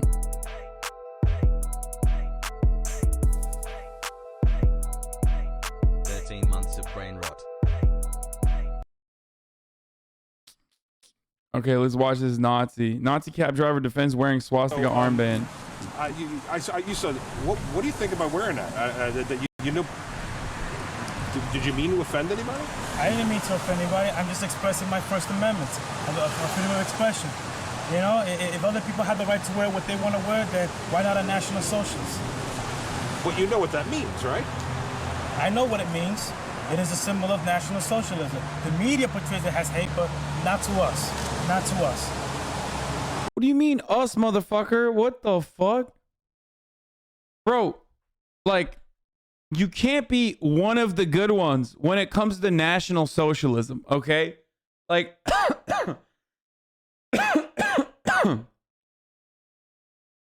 like at least even Candace Owens is like not taking it to that length and straight up saying like, oh yeah, I'm a Nazi, you know what I mean? Like at least she's like saying what's wrong with nationalism, like, you know what I mean? She doesn't take it to the level of like straight Nazi shit.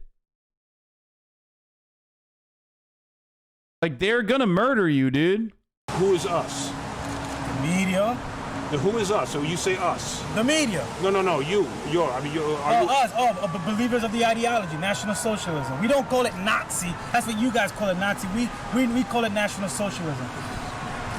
But you know what happened under National Socialism, right? I know what happened, but that is another subject that is another subject. I just believe that we've been told lies about Hitler our whole life. But I don't want to talk about what allegedly had happened over there. You're saying it didn't happen? Well, I have no comment on that. I have no comment on that at this point. Do you have the band with you? I don't understand. If you're like literally rocking the fucking armband and shit, like why wouldn't you just also comment on it? Like, if you're rocking the Nazi armband and you're saying you're a National Socialist, then like why are you scared of just going all the way? You know what I mean? You already went all the way. What the fuck? I do not have the armband with me. Do you wear it normally? Once in a while I wear it. I mostly wear it inside of my house. Why? Because I'm a National Socialist. What does that mean? I believe in the natural order of things. The natural order? The natural order. We believe in reason and nature. We believe in survival of the... Wait.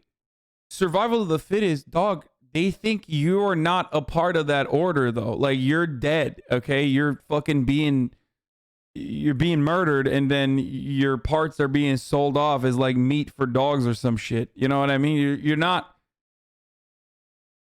How are you gonna fucking be like, oh, I believe in the natural order of things when the natural order of things in your fucking mind revolves around straight up like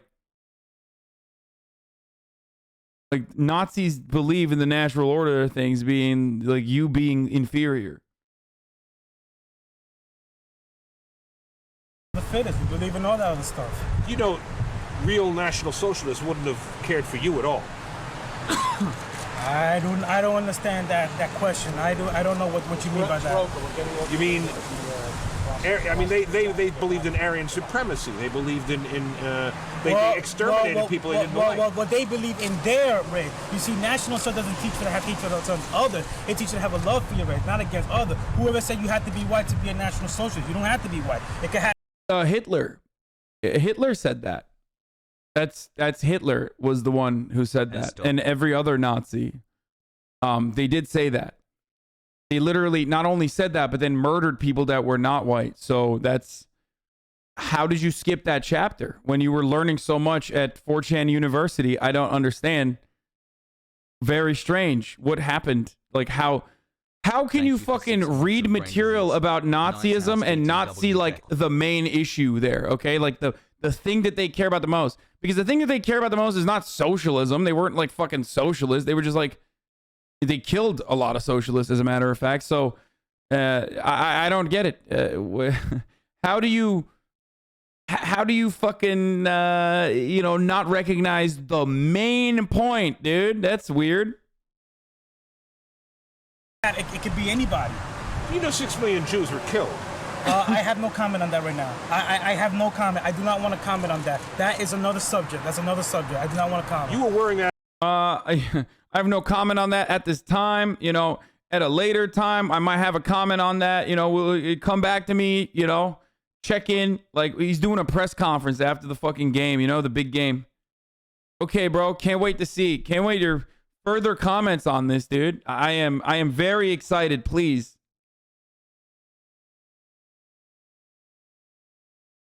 That on your forearm so people would see it, didn't you? I did. And you know what it means to most people? Yeah, to them it means hate. But I have a First Amendment. I have a right, so I get to, you know, I should be able to wear whatever I want to wear, no matter how offensive it is. But you're not doing it in the cab anymore, are you? I'm not doing it in the cab anymore. I told them that I apologize, that I surrender my license to be suspended, and then it's only I'm only suspended for 30 days. Are you suggesting Hitler was right, or that the Holocaust didn't happen? I have no comment on that. I have no comment. Like I said, that is another subject, and I have to go in depth on that. I am not going to talk about that right now. It sounds like you're a Nazi. I am. I'm a National Socialist. What you guys call a Nazi. I am. I'm a believer of it. A lot of people are going to be really upset by that. I mean, we fought a war over that. Yeah, you know, aren't a lot of people upset because homosexuals run around freely with their gay flag and their speedos and acting like this and saying that I'm proud to be gay?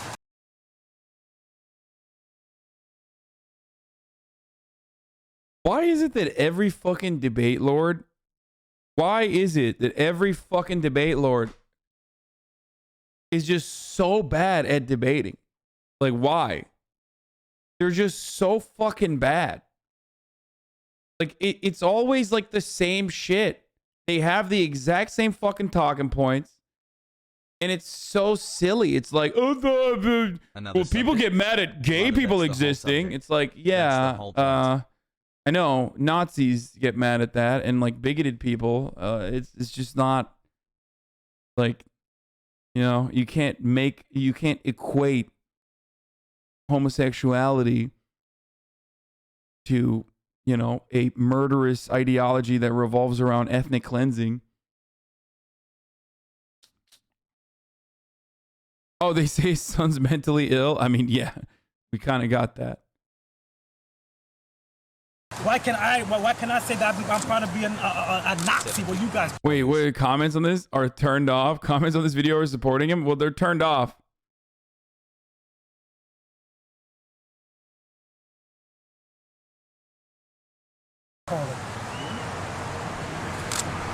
You knew it was a poor choice, right? A poor choice for what? To wear a Nazi armband in a New York City cab. Well, maybe for you guys, but, you know, if they want to suspend me for wearing a Nazi armband, why don't they suspend a Muslim for wearing a turban? Why don't they suspend a Muslim woman driving a cab or wearing a burqa? They should suspend them if they want to suspend me. At the very least, it's a poor business decision. The local news reporter's like, yeah, actually, you're making some fine points.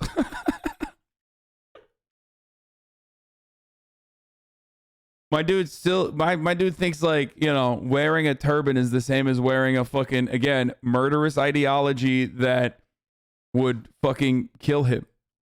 And I know people are going to look back at my fucking flag behind me and be like, duh, look at you, says you, dude. You got the fucking communist flag behind you. Yes, exactly. I do.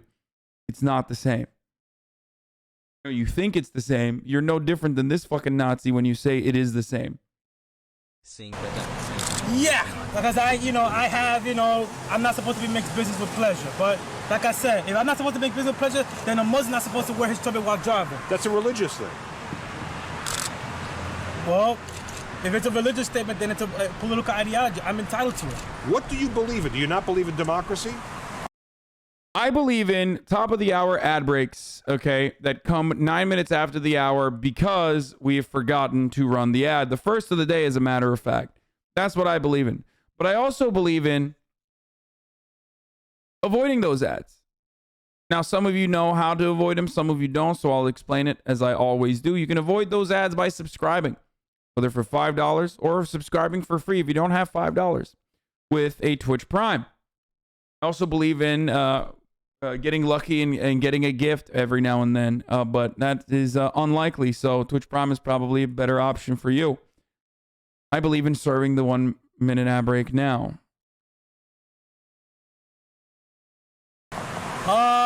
Well, I don't think America is a democracy. It's a republic, but, you know, National Socialists don't believe in democracy. Same story, read the comments. That guy's actually smarter than 80% of the American population. Kudos to him. He didn't sound hateful to me. He knows what he's talking about. Interesting. I've never come across a black National Socialist. I've come across plenty of Arab and Asian ones, but this one is rare. Good on him. If only more people strove to better their race and took an interest in their heritage. I'd love to have a chat with him. This guy is all right. How is he hateful? Seems like a well-informed, peaceful guy. Gee, big shock that guy named Bernstein would be offended by this. Guys, this is back when I was at the Young Turks. For those of you who are unaware or like who weren't on like YouTube or something, this is how YouTube used to be. Back when I was at the Young Turks, this is how YouTube was, where people were just straight up like, what do you mean I'm a Nazi? I'm simply defending a guy who's defending his heritage. Like, this is straight up how it was, dude. All politics aside, Evan Bernstein of the Anti-Defamation League. Yeah. Somebody get that man a beer. An enlightened individual. So nice to hear. This man deserves kudos for being smarter than the person interviewing him and not falling for the race baiting. The swastika has been around for thousands of years and represents prosperity and good fortune. In regards to Germany, it was a symbol of a political ideology. The West co-opted it as the foremost representation of hate only a few years after the Time magazine named Hitler Man of the Year in 1938. As rings true today, it's funny how evil a group can be when trying to break free from Western financial ideals.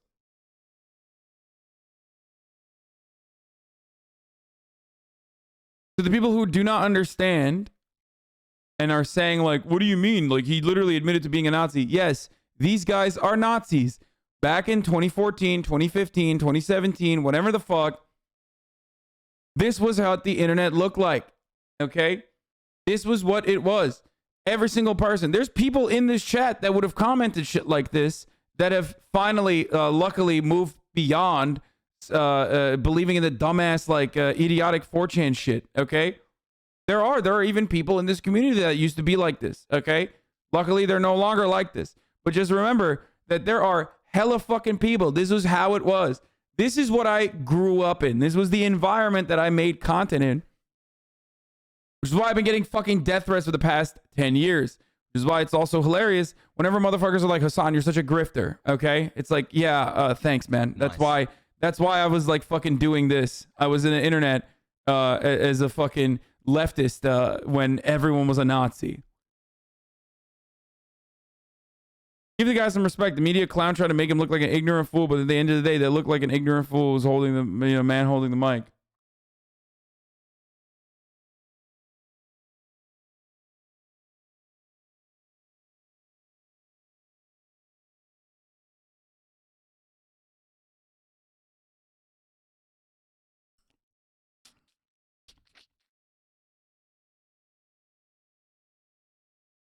Maybe these people read that Nazism stands for National Socialism, so they can be National Socialists at the same time. No. No. They're just fucking Nazis, dude. No.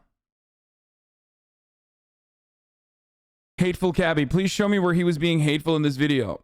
Dude, I love that. And people used to fucking say that. Like, this was how it was. And other people would, like, agree with that.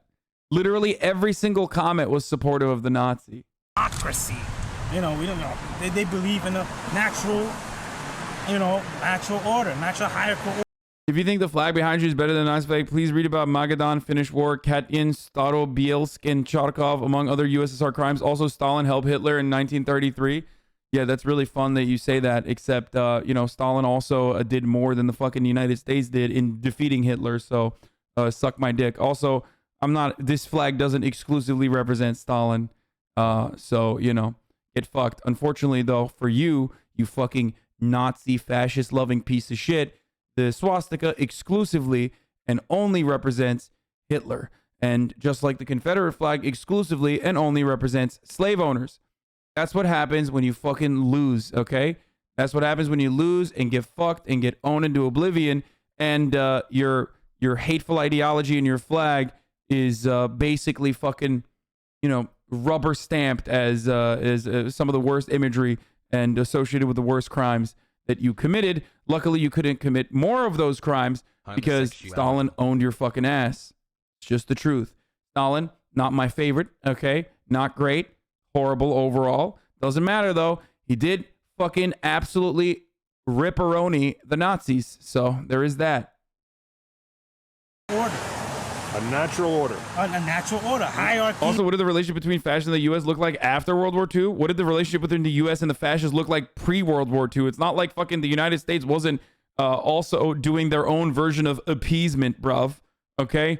So, the United States collaborated before with Nazis, during with Nazis, man. Or at least some industry members did, and also did after with Nazis. Paperclip is a good, is a fun little thing that comes to mind. Okay, so suck my dick. Like, literally, Henry Ford, big fucking proponent, big advocate for fascist ideology, eugenics, all that good stuff. Not only that, but also even the Koch brothers. What do you think the Koch brothers' grandpappy did? Okay, what do you think? Boy. How are they so rich? How did they get so fucking rich, dude? They don't give a fuck. They were working with both sides. Who else was it? Was it the fucking... How many fucking U.S. oil barons unironically work with Nazis? LOL. Or were Nazi sympathizers themselves?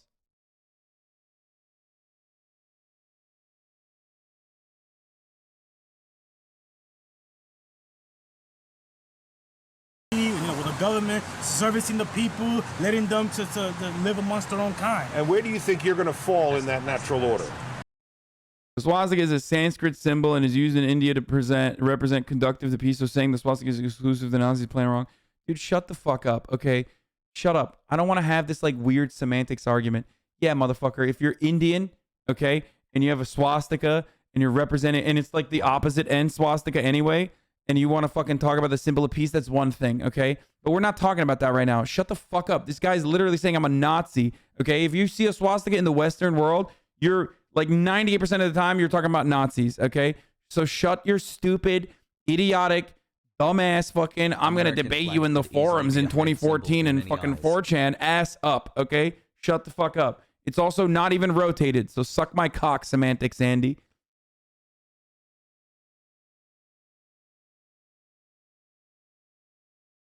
20 million death figure is wrong, right? That's all I ever heard about Stalin, the USSR in school. Having a good Sunday. I don't know what the fucking actual, that's a more conservative estimate than the Black Book, at least. The Black Book claims that communism killed 100 million people, except capitalism under that same metric kills at least 14 million people due to famine globally every fucking year. But all those deaths are attributed to like individuals who could not pick themselves up by their bootstraps. You know, and the Black Book, unironically, and the Victims of Communism Memorial Foundation and shit, unironically feature Nazis. They literally feature the Nazi deaths. They attribute that to a victim of communism.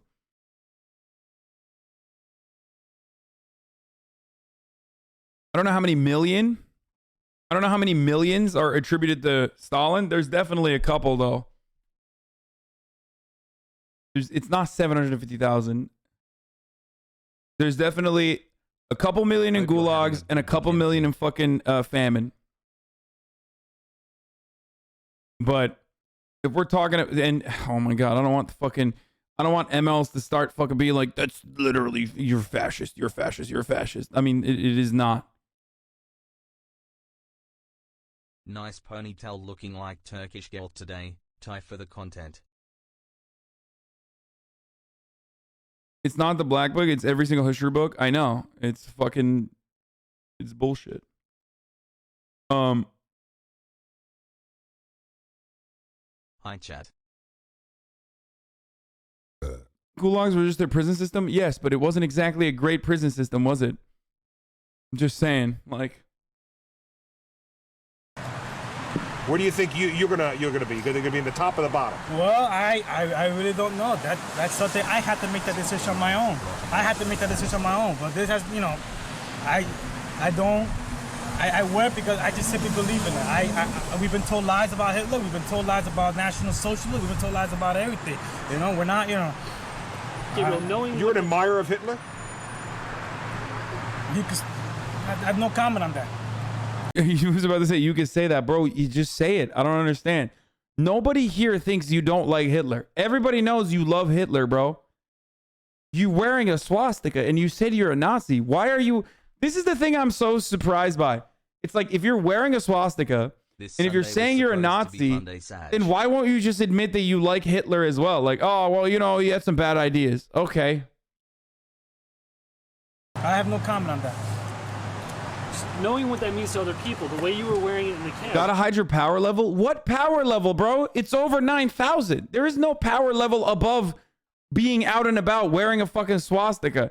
Nazis, when they want to hide their power level, will say, oh, I'm not a Nazi. Oh, Nazis were bad. They were bad guys. I mean, you know, this National Socialism stuff. I mean, I don't know. There's like they won't fucking admit that they're Nazis, dude. Because when you're out as a Nazi, it's over. Everybody knows that that's a bad thing. There was a point in time when the idiots on the internet thought that you could actually come out and say you're a Nazi. But luckily, we didn't get to that level where like people were just broadly accepting it. You still have to be like Stephen Miller. Be a Nazi, but hide that you're a Nazi. And then write white nationalist immigration policy. Were you trying to warn off people that you don't want in the cap? No. I wasn't trying to warn people off. I gotta pee, I'll be back. I didn't know that I was wearing a Nazi armband. But people on the outside that were going to hail you, you know how people react to that symbol, what it means to them. So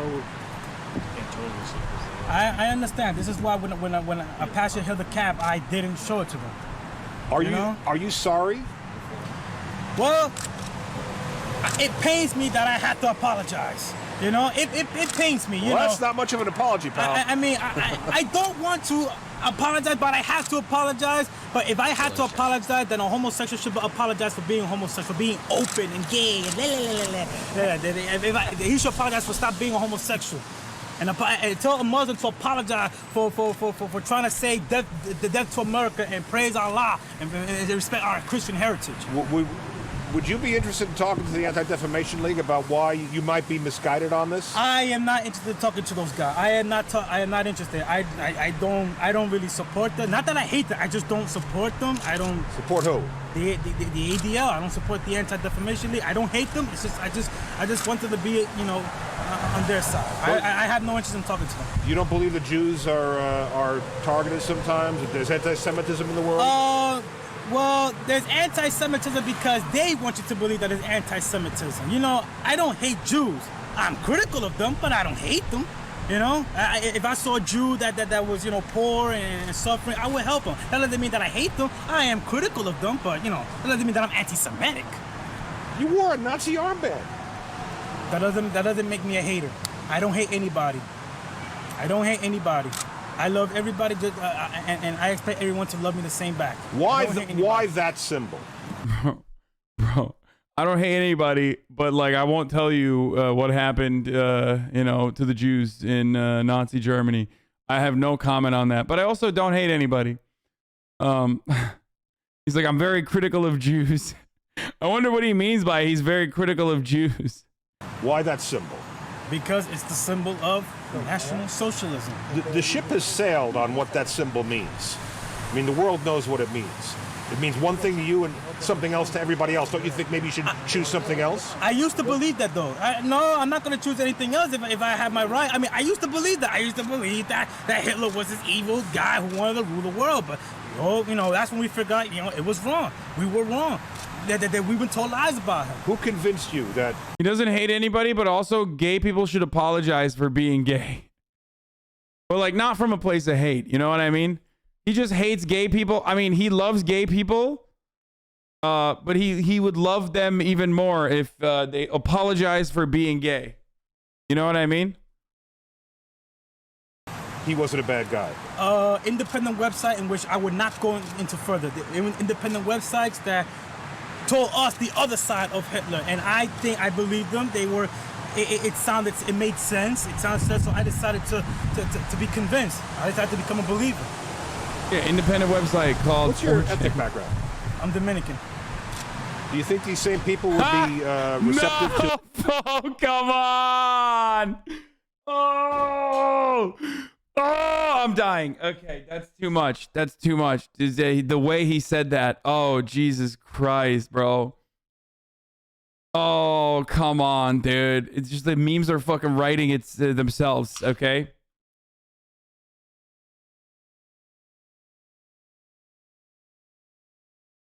He's not black, guys. Sure, the Nazis also will feel that way. To immigration issues? Dominicans living in the U.S.?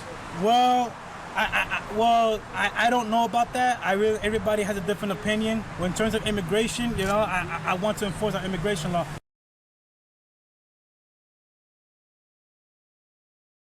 How can these people in the comments think he looks smarter than the reporter law? Because they're Nazis, dude. How do you not understand? They are Nazis. And Nazis aren't exactly very smart. They're very fucking stupid. Otherwise, they would not be Nazis.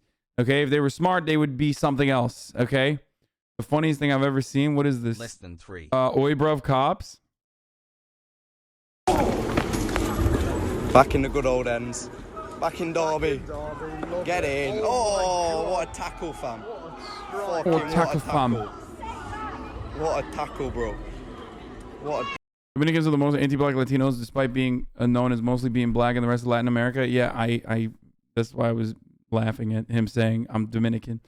That guy 100% has a mental disability / illness, not just a standard hog Nazi. Yeah, no shit, dude. Of course. Man down. Man down, fam. Man down. She sprayed herself with pepper spray. She sprayed herself with pepper spray. Sprayed She sprayed a mate with pepper spray. She sprayed a mate with pepper spray. Oh, they sprayed each other. Man down, fam. I mean, most Nazis have like some form of mental illness. Like that's why they're fucking Nazis. But that one is a little bit beyond like just the regular mental illness of like being a Nazi. Here, there's a new Dunkey we'll watch now. Okay, Battlefield 2077 Dunkey. Lol, that's where I live. After that, I'm gonna go and watch. After this, I'm gonna go back to the Born Rich documentary we were watching yesterday. I want to watch that.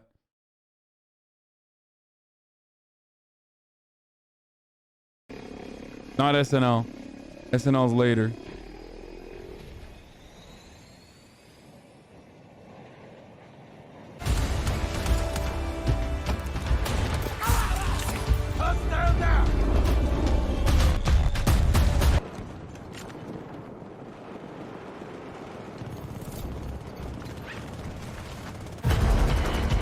Wait, let's run that back. My fucking computer broke.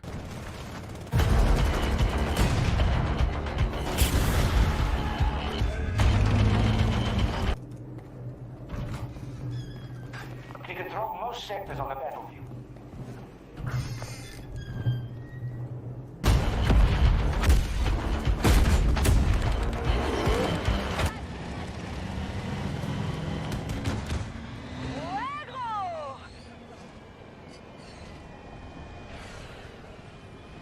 One of our objectives is under attack.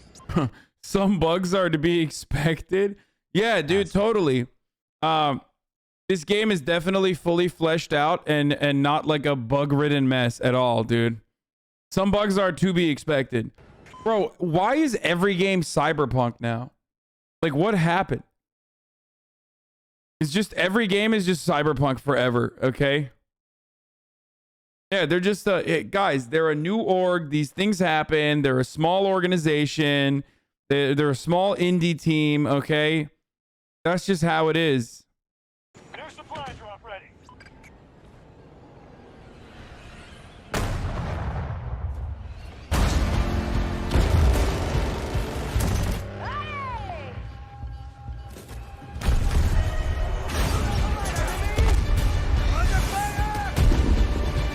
Stop! Watch out!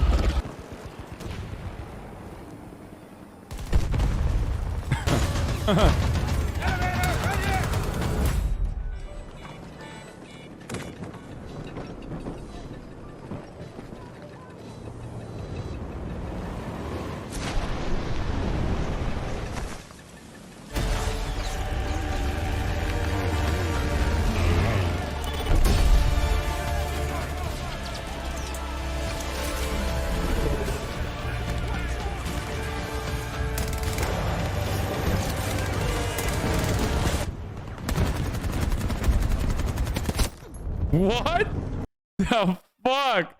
That is ridiculous, dude.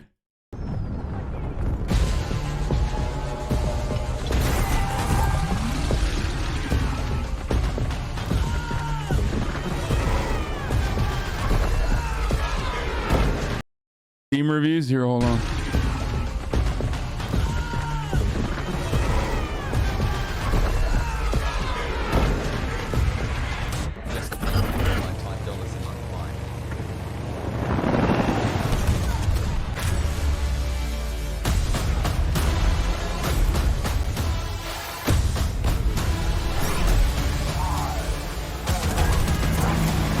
I love that he like doesn't even do commentary on this.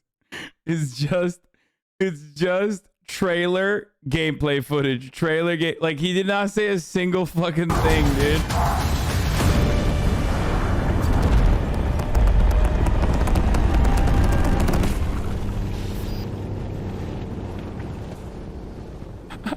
That's actually kind of cool.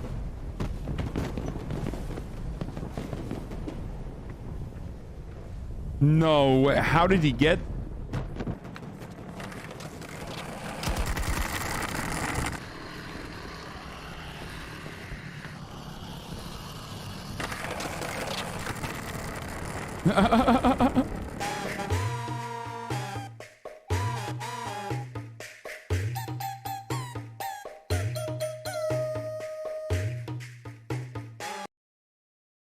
Okay, I didn't watch this yesterday. I'll watch it now. Introducing. Give me that. Literally every Battlefield game, they all have really rough launches. The brand. I'm not gonna fucking watch this, dude. I wait 2 hours for you to watch the video and then you just close the page. No, I'm not gonna watch that video. I don't care. New ancient treasure donkey figure. This thing is 1,000,000 years old. Discovered in an ancient tomb. This limited one-time only figure. It's actually the lockdowns that hurt development. So you can thank China and the Democrats for this. Chat.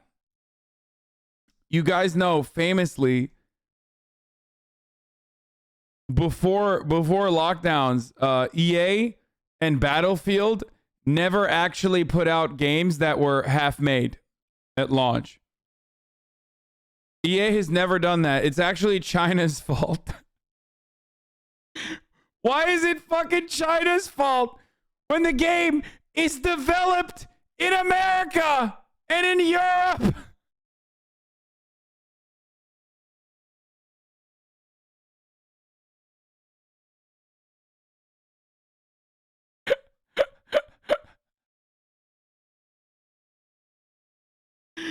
Also, Trump was president, dude. Nice China. Oh, Jesus Christ, that's awesome.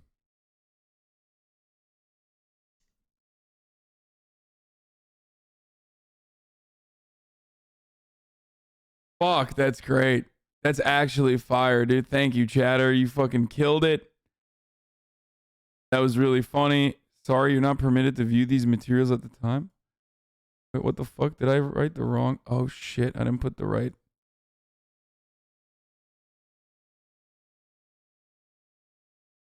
I can't see the Steam reviews because Steam thinks I'm not over the age of 18. Anyway.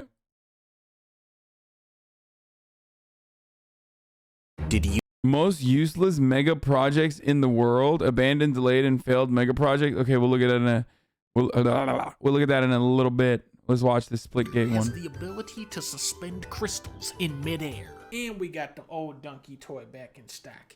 And we got hats and beanies back in stock for Crimbus. So remember, better go to Donkey Castle. Better go to Donkey Castle. Better go to Donkey Castle. Or you will not be able to acquire the ancient treasure donkey which was left behind in the year 1865 by the Beetle people who were extradited to the United States because of a deal between Abraham Lincoln and the unnamed Confederate general during the tail end of the Civil War. Welcome, video game viewers. Today we're going to be comparing the two biggest multiplayer games on the internet. Halo Infinite.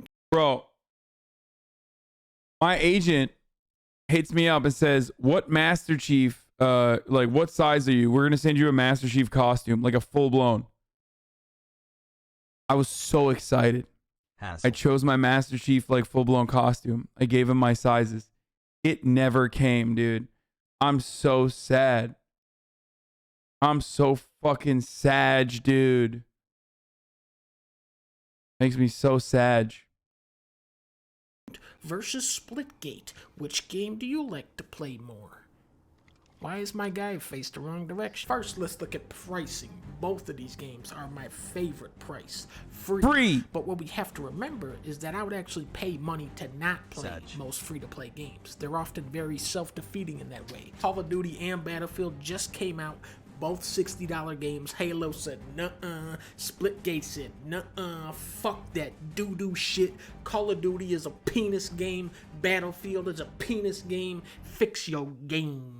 Let's look at what each game brings to the table. Splitgate has a funny time trial mode, which is why they should call this Split Game, because half of our time playing this was just playing the time trial mode. Splitgate is knockoff Halo with the portal gun, which turns out is actually a really fun racing tool. If the question is what's the more innovative game, obviously Splitgate. Adding portals to Halo just changes up the entire thing. Naturally, you can set up the old infinite portal trick and zoom through it at 1,000,000 miles per hour. Oh, hold on. But the real game-changing element is that players can create their own sightlines on the fly with the portals. You can make a portal, headshot someone through the other side. You can shoot someone through their own portal. You can say this, go over here, say hello. The portals add a lot to the funniness factor of the game. Like, look at this. Who the fuck? Who the fuck? Who the fuck? But Halo Infinite has vehicles. Where are you going? No, where are you going? What the fuck? Which are also very fun. You can trust me now. You can trust me now. Don't crash us. I'm not. How did you crash us already? You immediately. It was immediate. Oh fuck! The Banshee is also very funny. If you see somebody just walking around, you just hit him with one of those. This dumb guy's trying to fight me. He's out of there. Then I got stuck in here. This was a situation. What is the fucking Halo I played on stream as Ducky Locket? Was it Infinite? It's not cap. I'm the #1 female in Splitgate. Do they even have it like?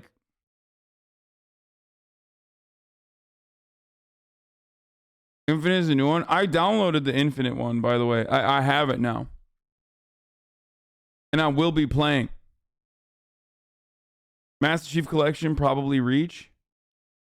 Yeah, they'd stunned it, and then, but I actually get the double kill there. Then this guy has the balls to steal my Banshee. I snipe it out of the air. New one spawns in. Of course, I'm getting in there. Another double kill. This guy is trying to steal my shit. I say no, no. Windshield wiper. Which game has the better community? I beat Halo 3 on easy once, actually. I beat all Halos on easy. I like Krabs, Mr. Krabs from SpongeBob, you know, SpongeBob SquarePants. Halo. However, Splitgate has the ability to get Urkel kills, and this is very important to a gamer of my level. You see, by using the momentum of the drop, you can launch yourself through and say, BOP! Steven Urkel kill. Look at this. I say this. That's I say sick. this. But then what do I say? What do I say next? I say, did I do that? What game has the better weapons? Definitely Halo. There's a lightning gun that stuns warthogs. Oh, that doesn't... I feel like that did nothing. Oh. There's a big hammer. There's a big hammer. Oh, see? And he has the talking sword, Jason, run! They got the energy The sword. worst. The worst. Shotgun. That's funny. Nail gun.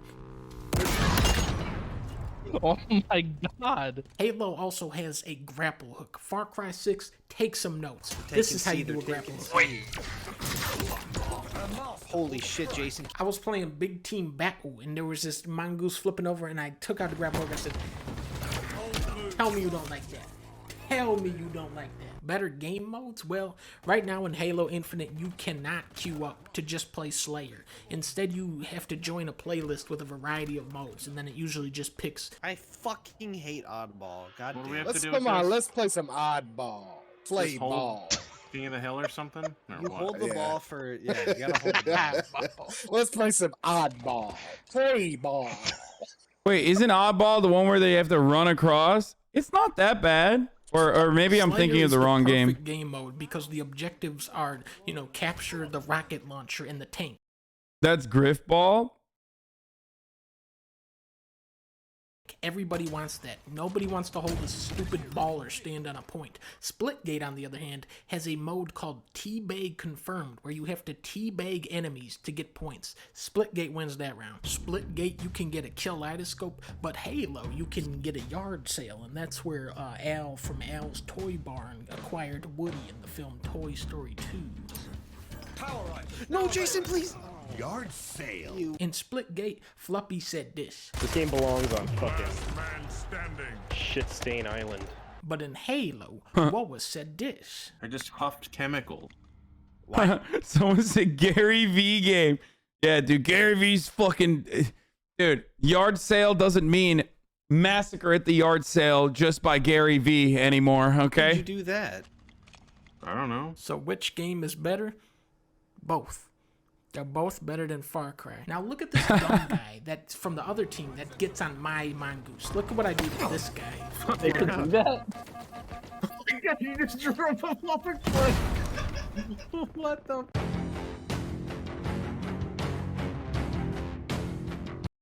That was pretty good.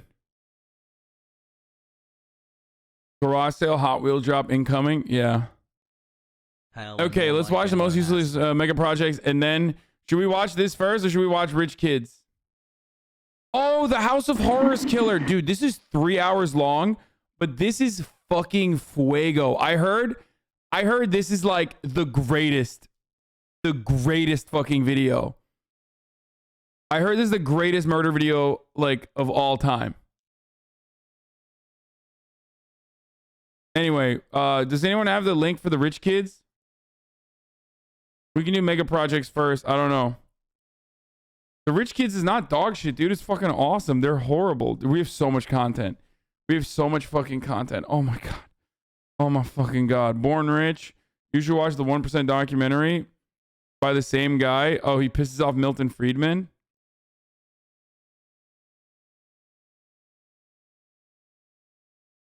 Feels good, man. Rich Kids is kind of sleeper. Wait, really? I thought you guys liked Rich Kids, dude.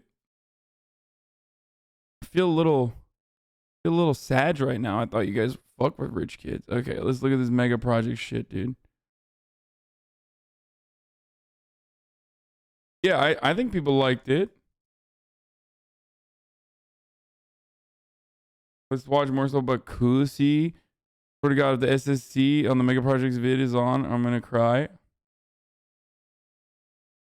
Okay, let's watch. You know let's start with that this. there is a capital city that was built for millions of people but remains practically empty, and that the US wasted $17 billion for a mega project that was never even used and remains completely useless to this day? Today, we will explore 5 of the most useless mega projects in the world. Before we continue, make sure to like this video and subscribe to Top Luxury. Share your thoughts about these mega projects in the comments below. Number 5. Interstate H3, Hawaii. Let's start with a breathtakingly scenic highway in the Aloha State, Hawaii. The 26-kilometer-long Interstate H3 passes through one of the most stunning landscapes in the world. It is so stunning that there were genuine concerns of motorists stopping and creating traffic hazards. However, the highway is as controversial as it is beautiful. It was first proposed in 1960 with defense considerations in mind, as the highway would connect the Pearl Harbor Naval Base on the south side to the Marine Corps Air Station on the east coast. The announcement of its construction was immediately met with resistance from environmental groups, as well as native Hawaiians who were worried about the massive urbanization the project would bring. Choo-choo. Environmental laws of the time and a change of route to protect the surrounding valleys delayed the plans indefinitely. 26 years later, the environmental hurdles were removed when the Congress exempted the project from environmental laws and cleared the way for construction to finally begin in 1989. The highway was finally opened in 1997, almost 37 years after it was originally proposed. Interstate H3 is often considered an engineering marvel because of the difficult terrain it is built on and the advanced technologies used in its construction. In addition to the numerous high-tech tunnels, the highway runs almost exclusively over viaducts to protect the local environment in the valleys below. Decades of decay, route changes, and newer but more expensive technologies meant that it was completed 5 times over the original estimated budget. The total cost of construction was $1.3 billion, which is about $50 million per kilometer, the most expensive cost per kilometer in the world. Despite the enormous budget, this beautiful highway isn't useful for everyone. Critics believe that it's a road to nowhere because the defense considerations of the 60s are no longer relevant, and the highway has no direct route to downtown Honolulu. Then there's the case of native Hawaiians, a majority of whom refuse to use the H3 to this day. They consider it to be cursed, as many religiously significant cultural sites were destroyed during its completion. The Interstate H3 highway is certainly an achievement as far as megaprojects go. However, for certain native groups, it remains useless. At least it isn't completely abandoned, like the next project on our list. Number 4. Ciudad Real Central Airport, Spain. Spain is one of the prime travel destinations in Europe, and that was a key consideration when the idea for the Ciudad Real Central Airport was conceived. It was tipped to be the go-to destination for holiday travelers within Spain, as well as international visitors. The vision for this new airport was to make it an alternative to the already heavily overcrowded main airport in Madrid. The new airport had one of the top 5 longest runways in Europe and could serve 2 million passengers a year. That's a relatively low number compared to Madrid's 70 million passenger capacity. However, expansion plans were already in motion to boost the capacity up to 10 million annually. So, when it finally became operational in 2009, the $1.3 billion expense might have seemed justified. However, all these plans came to a grinding halt in 2012 when the company behind the project filed for bankruptcy. The problems began with the location of the project. While it was called the Central Airport, it wasn't central in any way, as it was located 200 kilometers away from Madrid. This compounded problems as most of the passengers avoided traveling for hours to get to the remote location, and most big airlines preferred to carry out flight operations from the capital. So, within the first year of opening, the newly built airport was reduced to a single small-time airline. With no major airlines to attract passengers, the airport had accumulated a $350 million debt by 2012. Unsurprisingly, it went into receivership and was put up for auction in 2013. The airport was even popularized as an abandoned location by the hit British TV show Top Gear in 2014. After multiple auctions fell through, including an outrageous $12,000 offer, the airport was finally sold to new owners in 2019. A Spanish airport that cost €1 billion to build has attracted a bid of just €10,000. Ciudad Real's La Mancha Airport opened in 2008, only to go bankrupt and close by 2012. As businesses crashed and profits dwindled during the COVID-19 pandemic, the Ciudad Real Airport got a lifeline.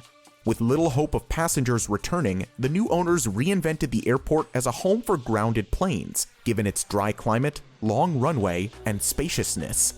By August 2020, there were 65 airplanes parked on the airport, with expansions underway to provide a storage facility for over 300 aircraft. This new storage approach gave the airport a much-needed business opportunity.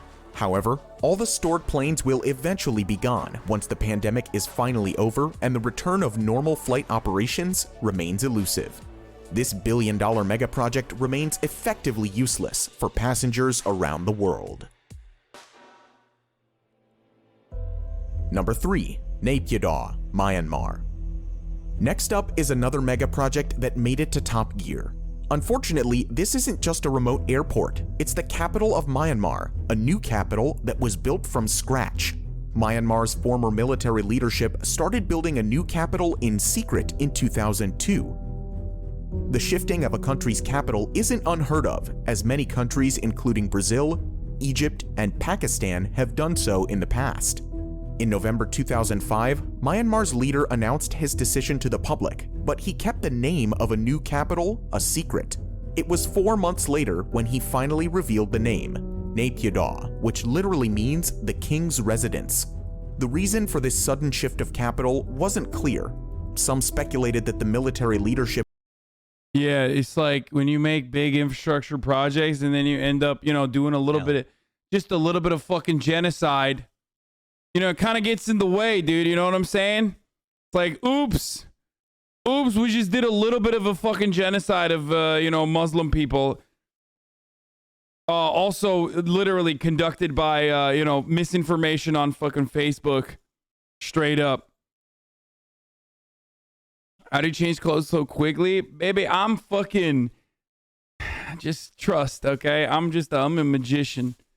Okay? Oops, all genocide.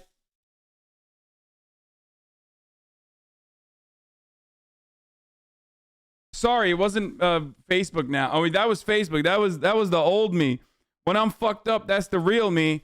It's meta now, so it's different. I'm the Flash, dude. I'm the motherfucking Flash. That's why I can change clothes so quickly, dude. That's right.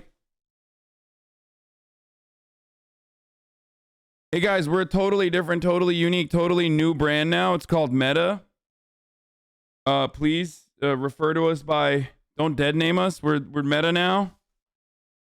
Just like Kanye's Ye now. Anyway.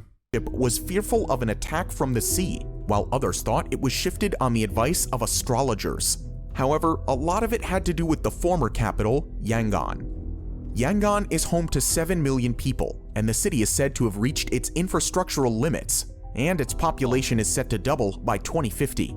Moreover, the coastal city was established as the capital during British rule to benefit the British Navy, so it made sense for Myanmar to shift the capital to a more central location. The new project was built swiftly, and to this date, the successive governments have poured $4 billion into the city. Naypyidaw seemingly has everything to attract visitors: a 20-lane highway, over 100 luxury hotels divided into 3 hotel districts, golf courses, museums, and even a 99-meter-tall replica of a landmark originally situated in Yangon. But there's one essential component that remains missing.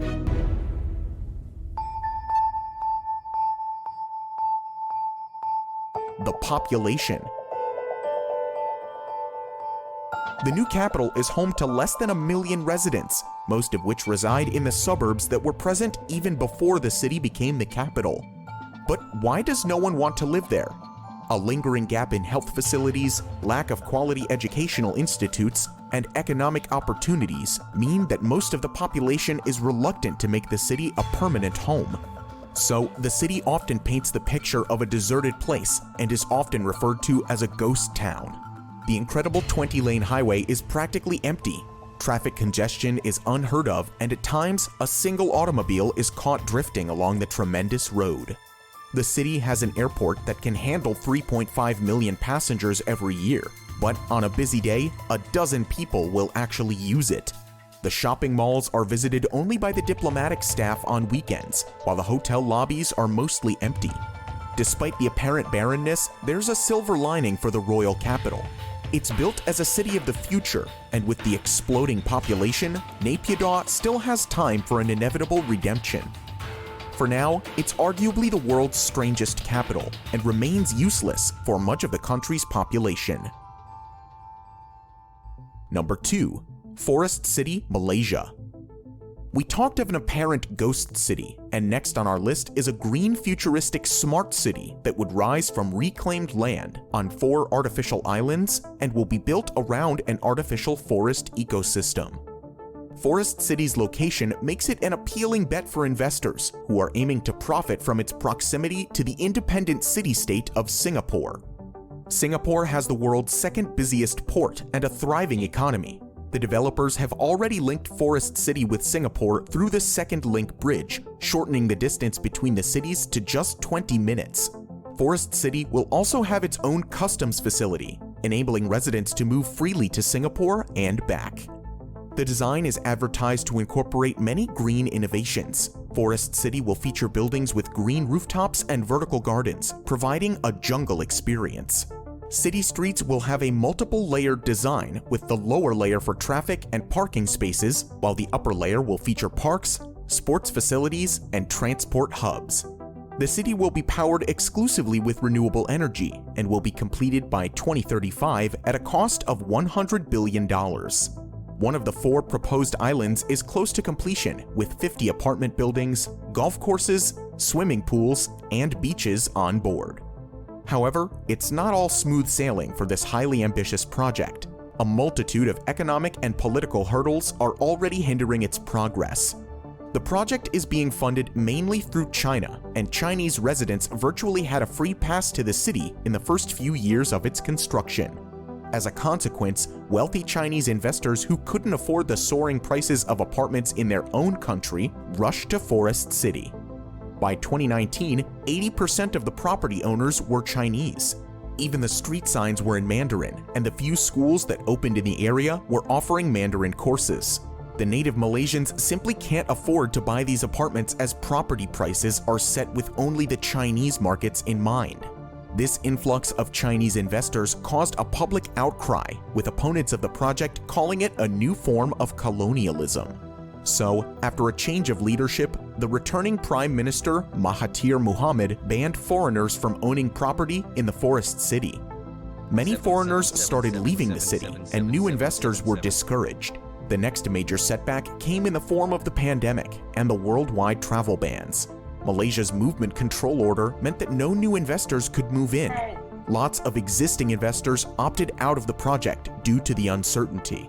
So, by the start of 2020, less than 500 people were actually living in the residential developments, which is not a lot, considering that Forest City is designed for 700,000 people.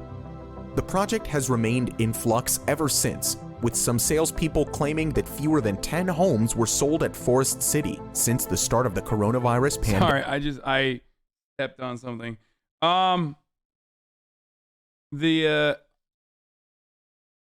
The story of Chinese investors being able to dominate a housing market seems really far. I mean, it's not just Chinese, obviously, but seems so far-fetched. I'm just saying, that's crazy.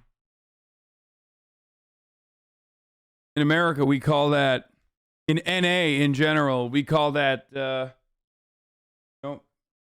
doing business.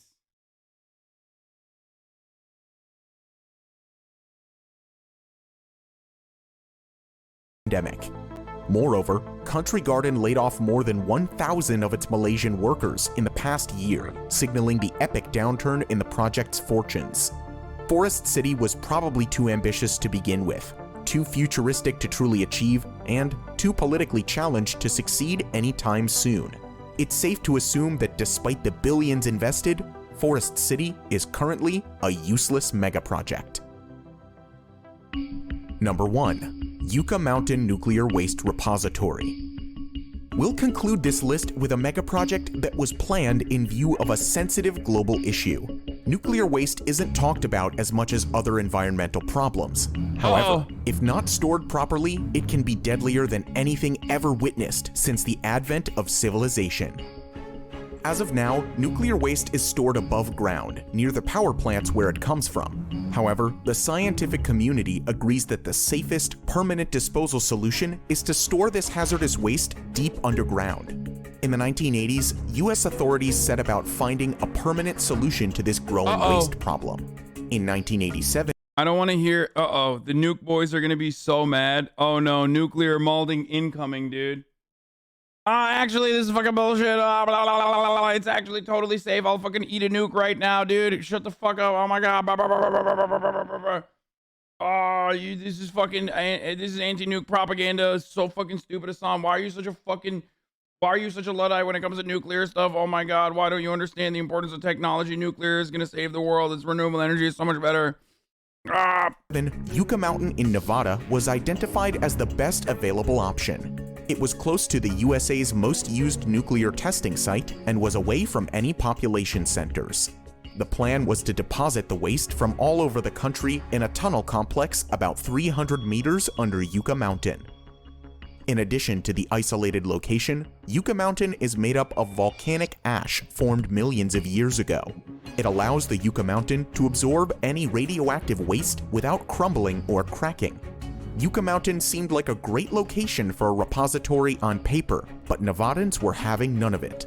The United States has over 100 operational and closed nuclear reactor sites in 34 states, but none of them were in Nevada. So, the congressional representatives and the general public vigorously opposed the idea of being the only nuclear dumping site in the whole country. Furthermore, question marks were raised over the official hydrological and geological surveys of the Yucca Mountain. Opponents believed that the site was unsuitable for a repository, as it runs the risk of contaminating a nearby water source. The water source flows into Amargosa Valley and is used by Native Americans who have lived in the area for centuries. Despite the opposition, the project won approval in 2002 and the Department of Energy resumed construction. However, Nevada's opposition only grew stronger.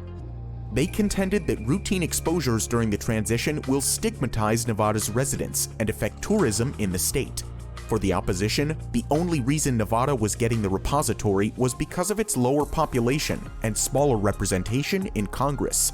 By the time Barack Obama took office, the whole project had become highly politicized, and in 2010, the Obama administration deemed the project unworkable and stopped funding it. 3 years later, a federal court ordered its resumption again, but there has been little progress since. The Biden administration has clearly stated that Yucca Mountain isn't a part of the country's plans anymore. Nevada seems to have won the battle after 4 decades. Decades of planning, legal troubles, and over $17 billion have gone into the Yucca Mountain project. But after all is said and done, it has never been used and remains a useless megaproject. So, Nuclear Andy's talking about how we must do.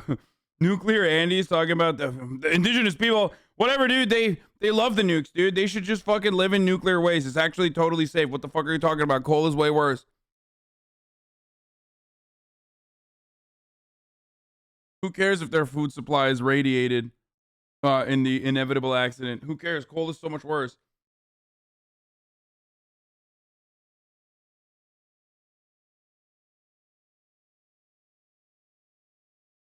9 months of being radicalized.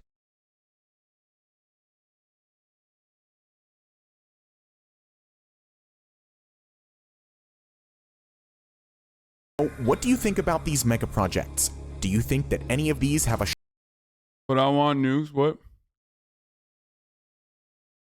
Okay. People got run over in Wisconsin.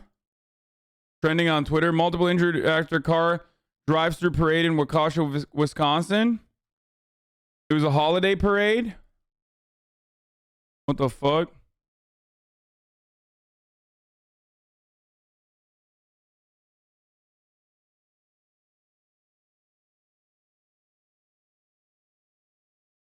Waukesha. Waukesha.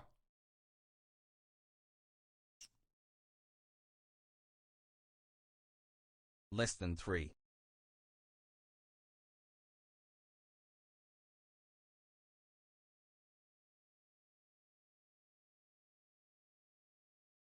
Waukesha County Sheriff Office incident command post on site. There are bag chairs and handfuls of candy stranded along the main street. They've declared it a mass casualty incident after a car reportedly drove into a holiday parade. That's all they know. Okay, we don't know what the fuck happened yet. You know, let's hope that the guy isn't a Republican, so justice will be served. We'll see what happens. My heart goes out to the victims. When more information comes, we will figure it out. Okay? 6 months. Hassle.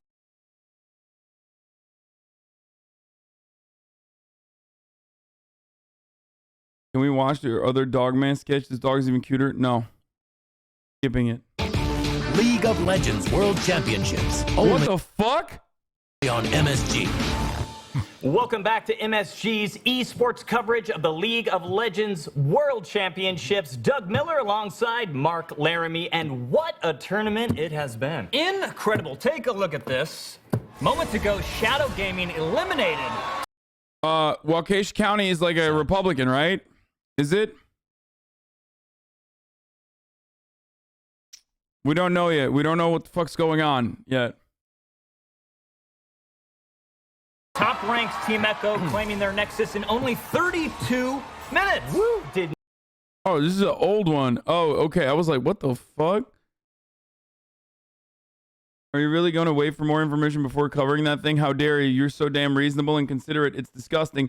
As disgusting at the top of the hour ad break. Oh, that's right. At the top of the hour, there's a 60-second ad break, folks. Oh, my Lord. And it comes and it goes. And if you no longer want to see those ads, if you want an ad-free broadcasting experience, all you need to do is subscribe. Okay, that was a very nice, that was a very kind ad break segue. You know what I mean? Usually when motherfuckers hit me with an ad break segue, they hit me in the face. But yeah, if you no longer want to see those ads, all you need to do is subscribe. You can do that for $5. Or you can do that for free with a Twitch Prime. That's right, folks. Connect your Amazon Prime account to it. We're going to get one free Prime subscription a month. Hasan, could I send you a shit ton of penis envy or Nepalese? What the fuck does that even mean? What are those words, man? What are those words? What are you saying? I do not know what that is.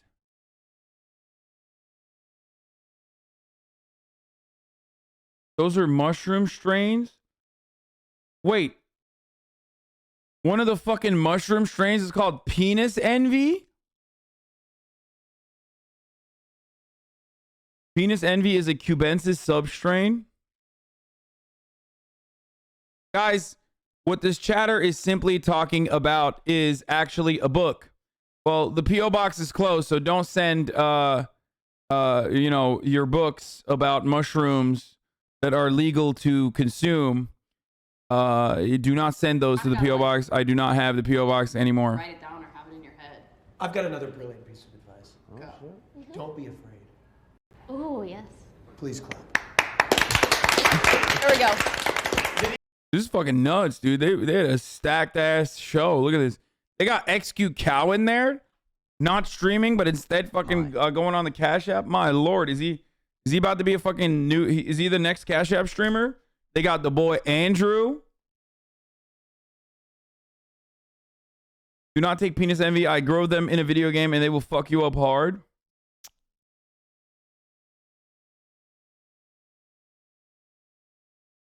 Wait, did I run the ad, by the way? Oh, yeah, I forgot to run the ad. Here it is now. Thank you, Veller Thierry, for the 5 gifted subs, by the way, letting 5 people no longer see ads. Yeah, the all gas, no brakes. The all gas, no brakes, Andrew, friend of the show, Andrew, is...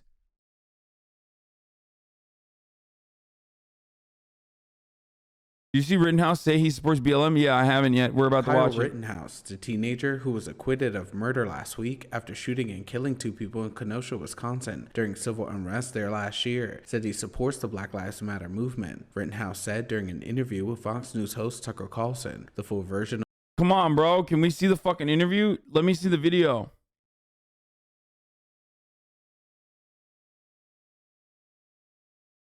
I just dropped a new song. X didn't mean to sign up to this. He was mauling about it last night on stream. That's hilarious. /music. Live from New York.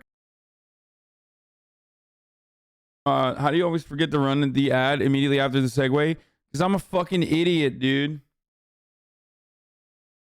Does anybody have the video? Don't ever send me a hill.com article without the actual video, dude.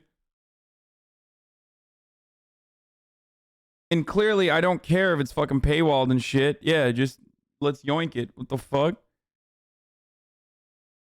Hasan. Mother speaking out exclusively to Fox News in her first interview since her son was acquitted on all counts in the trial that divided the country.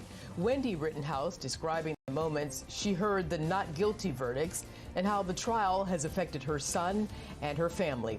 Hello, everyone, and welcome to Fox News Live. I'm Arthel Neville. Hi, Eric. Hi, Arthel. Hello, everyone. Thank you for joining us here on Fox News Channel this afternoon. Reaction to Rittenhouse's acquittal continues to ripple across our nation. There have been protests in several cities ongoing this weekend, with police declaring one in Portland, Oregon, a riot. Lawmakers also weighing in, including House Judiciary Chair Jerry Nadler. He calls for the Department of Justice to review the verdict. Meantime, Carl Rittenhouse's mother on what she says her son is thinking and now feeling. He does have remorse, you know, and... Yeah, bro, for sure. I love having remorse and then immediately fucking turning that remorse into a, you know, profoundly successful marketing campaign / profoundly successful marketing campaign / like a congressional run in the future. I love having so much remorse that I literally give Tucker Carlson an inside look, okay, into my life, so that I can, you know, make a documentary while the trial is going on. The most... Question. This one's about you, Andrew. Oh, my God. Here we go. Here we go. Question number 4. Andrew Callahan is a part of what news network? Is it Hasan TV, KVWN Channel 4 News, or Channel 5 News? That's a really hard one to answer. That is very hard. Andrew, I'm not even sure you know the answer to this. I mean, I used to be with Hasan TV, but. Yeah? Did you a long time ago? Y'all broke up or something? Felix. How does he have remorse if he was taking pictures right after the murders? Yeah, no. Dude. Kyle had such remorse that he went to a Proud Boys bar and posed with a bunch of Proud Boys before the trial, throwing up the fucking OK sign because we like to do a little bit of trolling, okay? While also wearing a free as fuck shirt. He had so much remorse that he said, Tucker Carlson and Fox News, please come into my house while the trial is going so we can create a documentary about the process. He was so remorseful that he then also, once he found out that he was not guilty, continued to have Tucker Carlson and the documentary crew film the entire process of him getting not guilty. He was so remorseful that he immediately is going on the most popular news show, okay, the Tucker Carlson broadcast, to, you know, continue on the fucking, you know, track of becoming a conservative, more palatable George Zimmerman. Keep it up, old boy. Yeah.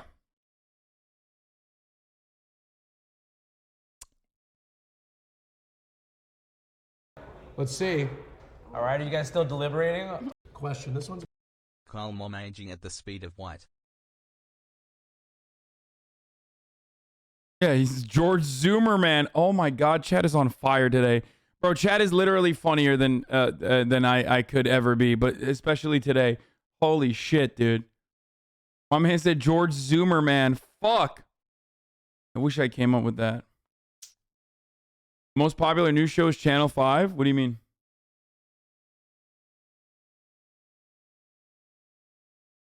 Bro, how are you an 8-month subscriber saying shit like this in my chat, dude?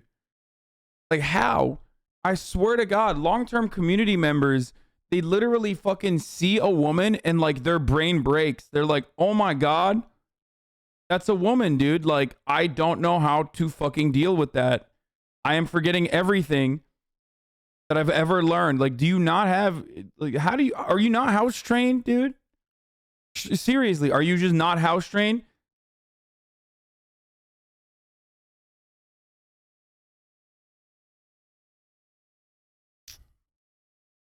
Pog 25 months. Fellas, are you that much of a pussy, dude? Really? Like, you just have so much, you let women fucking dominate you and change your behavior by simply appearing in your fucking periphery? Like, that's the most beta shit ever, dude. You just like lose sight of your fucking bodily controls when you see a fucking woman on camera and you're like, I just like forgot how to hold my piss inside the fucking house, dude. Let's go. It's crazy. All right, someone send me the Vin Diesel clip. This is how you behave, dude. Here, you need this punishment. Some of you chatters need to see this punishment, dude. That's right. Yikes, chatter. Olá Brasil, olá você aí de casa. Hoje vocês vão. What the fuck here? Very dangerous in New York City. People a lot. Okay, this is not a good one. I need to see the actual one. Where is the real clip? I need to. I shit inside the house like a Sigma male. Shitting in bathrooms is for beaters. Eu sou o Groot. It's so good. Eu sou o Groot. Eu. Best one. And God, you're so beautiful. God, she's so beautiful, man. Am I right or wrong? Look at her. How am I supposed to do this interview? Look at this woman. Tell me your story. She's so beautiful. Conyo, man. Talk to me, baby. Tell me your story. Tell me yours. Let's get out of here. Let's go. Let's go have lunch. My God, I love her. Look how beautiful she is. Thank you. God, wow, man. So, Tom Hanks? Wow, man. Yeah, Tom Hanks. I found out that you are a nerd like me. You love Dungeons and Dragons. I'm anything like you because I love there might be a woman. There may or may not be a woman later on this broadcast during Banana Peels. So I'm preemptively fucking showing you this so you don't behave this way. I know it's going to be very hard for some of you. Some of you literally you just like see a woman or hear a woman or imagine a woman and you fucking lose your mind and you start behaving this way. So I'm just showing you this right now. I don't want to ban a lot of you. Chat, when they said they were able to pick up women when they mentioned you, this is what they meant? Picking up any girl at any time. I'll show you right now. Hey, excuse me. So basically, I'm sorry if you're, well, I guess I don't know. I just saw you, but hypothetically, well, since I just saw you and I guess we don't know each other, but, you know, if, I guess necessarily it, can't, if we put it into words, but, if we could. Or this isn't a HasanAbi. This is not a HasanAbi fucking watcher. This is a Ben Shapiro watcher. Kind of, if necessarily, in a way, I don't know how it would work or your plans, but if we were to, I guess, you know, kind of, never mind. Delete that. Also, this is a joke. It's a sketch, dude. Hope you are all doing well, chat. I love that like half the chat didn't realize that this is a fucking sketch because this is exactly how they fucking behave around women, and it's the same people that, you know, it's the exact same people that also are like, why haven't you offered my pretty lady a glass of tall water? She's looking like a glass of tall water herself. Like that's the kind of shit that you guys say when you the type of people that say stuff like that are the same people that would behave that way and don't recognize that that's a sketch. Don't you feel stupid?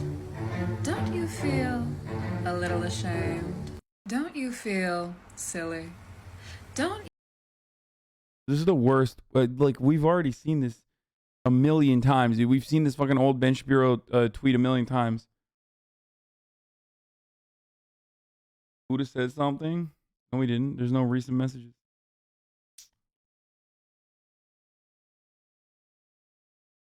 Code Miko doing notes on how to do proper ban appeals. Listen, bud. Listen, buddy. She has already opened an account on Pornhub with your mother. And I opened another one. Wait, you guys are fucking saying this is how you're supposed to do it, but like this is how I do it. That's like literally, you've forgotten. You're cringe bait, so you read my last message. I'll be in LA soon. Start conditioning. You'll need it. Bitch, shut the fuck up. I'm gonna dunk on you, dude.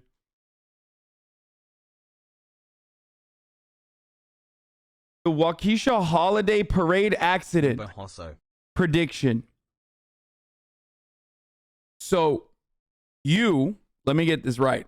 Chatter, okay? Lil Queel X, XX Lil Queel X, want me to click on a YouTube video about a mass casualty incident that is currently ongoing, okay?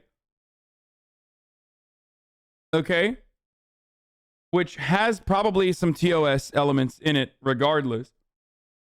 And you want me to look at some random YouTube channel named Just an Old-Fashioned Neat Song, okay? That has a 3-minute video predicting what happened in Waukesha, however you say it. Like, you thought this would be the thing to do. With 57 views. I suspect it's a poop sock. You better hope it's a fucking poop sock.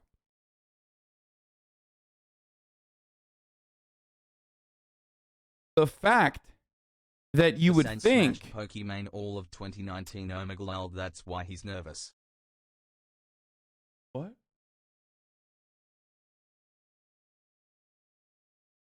Says I got HasanAbi when Chad says I got girls coming over for ban appeals. Yep.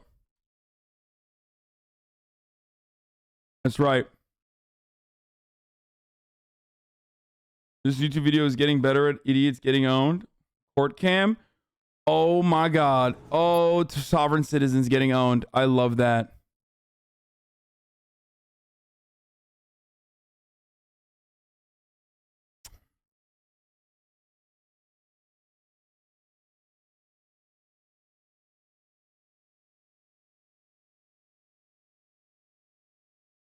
Who needs their Turkussy 8? Thought I'd make you my guest and light up the runway with something from my personal collection. As far as I know, this is the only one in existence. Thought I'd make you my guest. Bro, what the fuck? This weirdo I'll follow just posted that same video on Twitter.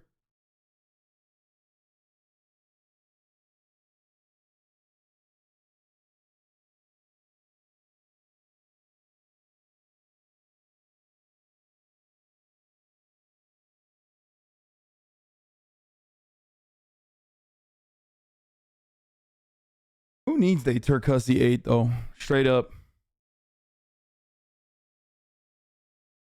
Okay, let's watch We're in this. Placerville, California, for the arraignment of 39-year-old Asher Edwards. Oh, I forgot. We were watching Kyle Rittenhouse. Oh my god, I'm such a fucking idiot. Like if people. Dude, my ADHD is so insane, dude. Let's watch the Kyle Rittenhouse Say thing. if he can do it again, he would. I said he would do it again, but talking to him now, he would never want down there if this ever happened again. He would never. More of that exclusive interview in a moment, but first let's go to senior correspondent Mike Tobin. He's Did he just speak English? What the fuck was that? in Kenosha, Wisconsin, with the Want down there if this ever happened What again. did you just He would say? never. More of that exclusive interview in a moment, but first let's go to senior correspondent Mike Tobin. He's live in Kenosha, Wisconsin, with the very latest from there. Hi, Mike. And Eric, the very latest is that a small demonstration is now underway in front of the Kenosha courthouse. This is a location where a year and a half ago, those demonstrations gave way to repeated clashes with police, and we're less than a mile from the location where Kyle Rittenhouse killed 2 people and wounded a 3rd. And you know now, of course, that a jury ultimately ruled that to be. Bro, what happened, dude? All his neck went to his fucking his forehead. Self-defense. The demonstrator Literally, look at this. He got no neck and he has the longest forehead. The demonstrators, organized by a group called Leaders of Kenosha, say, among other things, they are opposed to vigilantism. Yet there are at least 4 people in this crowd who are armed right now. There's a father and daughter team who are armed with rifles. There's a 3rd individual who has a sidearm hanging from his waistband. And just a moment. I fucking hate this, dude. I don't give a fuck. I do not give a fuck if it's black people doing it. I do not give a fuck if it's white people doing it. Having guns at fucking mass demonstrations is just going to create more violent altercations. Holy fucking shit, dude. What the fuck is wrong with these people? Americans are so brain dead. Oh my fucking god. A moment ago, I saw a guy across the street who has a rifle with him. Meantime, Kyle Rittenhouse spoke to Art Tucker Carlson. Got him. He said Rittenhouse. That interview will air on Monday, but we have a sneak peek. This case has nothing to do with race. It never had anything to do with race. It had to do with the right to self-defense. Right. Violent confrontation that leftists will lose? Yeah, that's what Michael Rennell did, right? No, motherfucker. It doesn't matter. It's about who shoots first. It's like a fight, okay? And I've been in many fights throughout my life. And I've lost some.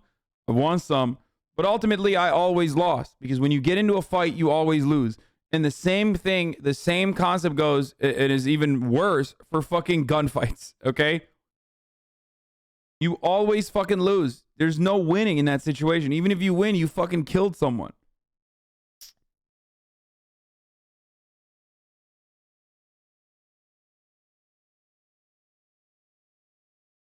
I'm not a racist person. I support the BLM movement. I support peacefully demonstrating. Okay. Tell everybody there what happened. I said I had to do it. I was just attacked. I was dizzy. I was vomiting. I couldn't breathe. He's like, I have imposter syndrome. I have anxiety. I have PTSD. I was doing bodies in spaces.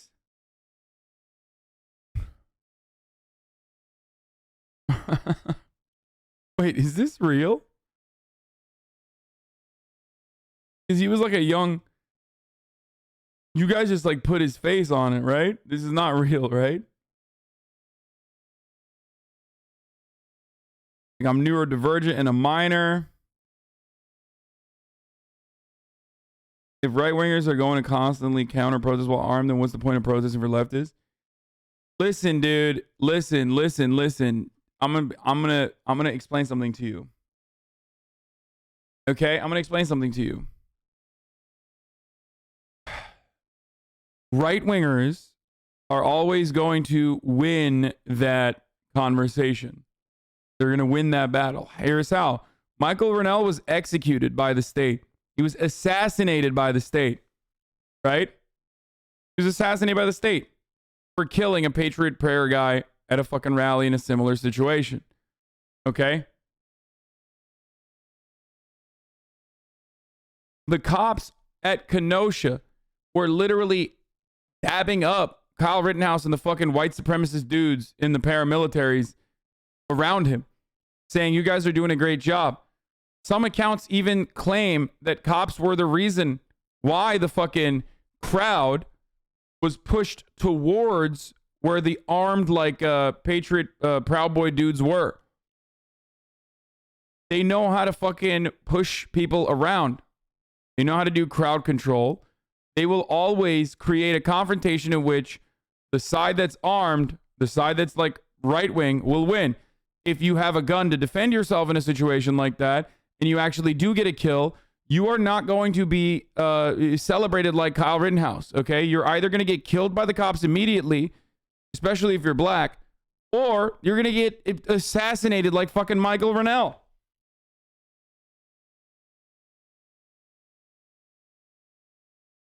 I'm just saying, it's like it's not a way that you will not win this. Like, you will just never win this.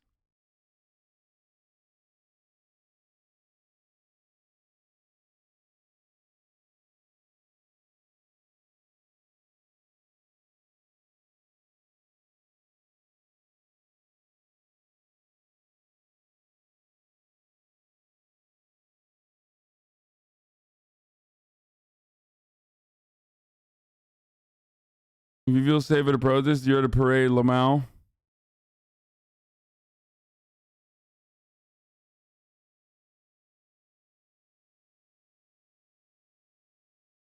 Wait, hold on.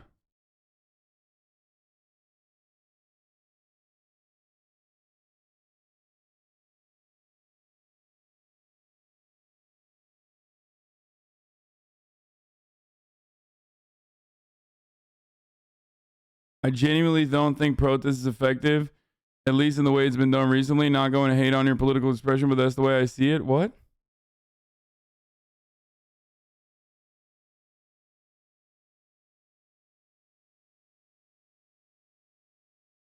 If you truly believe fascist takeover is coming, self-defense should be a priority.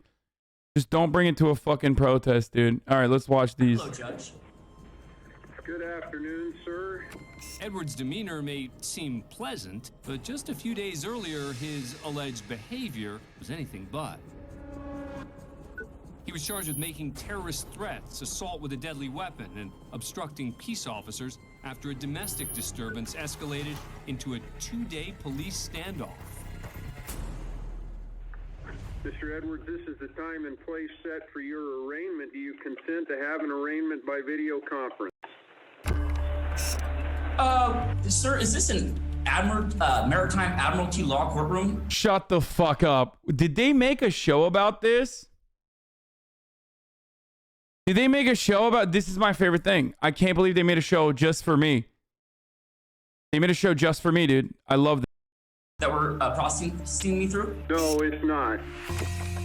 Edwards considers himself a sovereign citizen who lives as a free man, as they like to say, under common law as established by the Founding Fathers. Maritime Admiralty law that he's referencing is the law of the sea and international commerce, a body of law that sovereign citizens believe to be the foundation of the country's modern legal system, which they reject. This is not a Maritime Admiralty Law courtroom. I believe so. No. Absolutely it is. All courtrooms in this country are Maritime Admiralty Law courtrooms that process people, aren't they? No, sir. That's false information. Well, either way, this courtroom is trying to process me as state property. You see this fictitious name statement? Asher Edwards, spelled in all capital letters? This is not my name. Edwards is referring to another sovereign belief that beginning at birth, one is issued a government identity, meaning one's name is spelled in all capital letters, such as on a birth certificate or social security card, and that doesn't represent one's true or free self. This name was issued to me without my consent, and you cannot legally process me through this courtroom with this. Muted.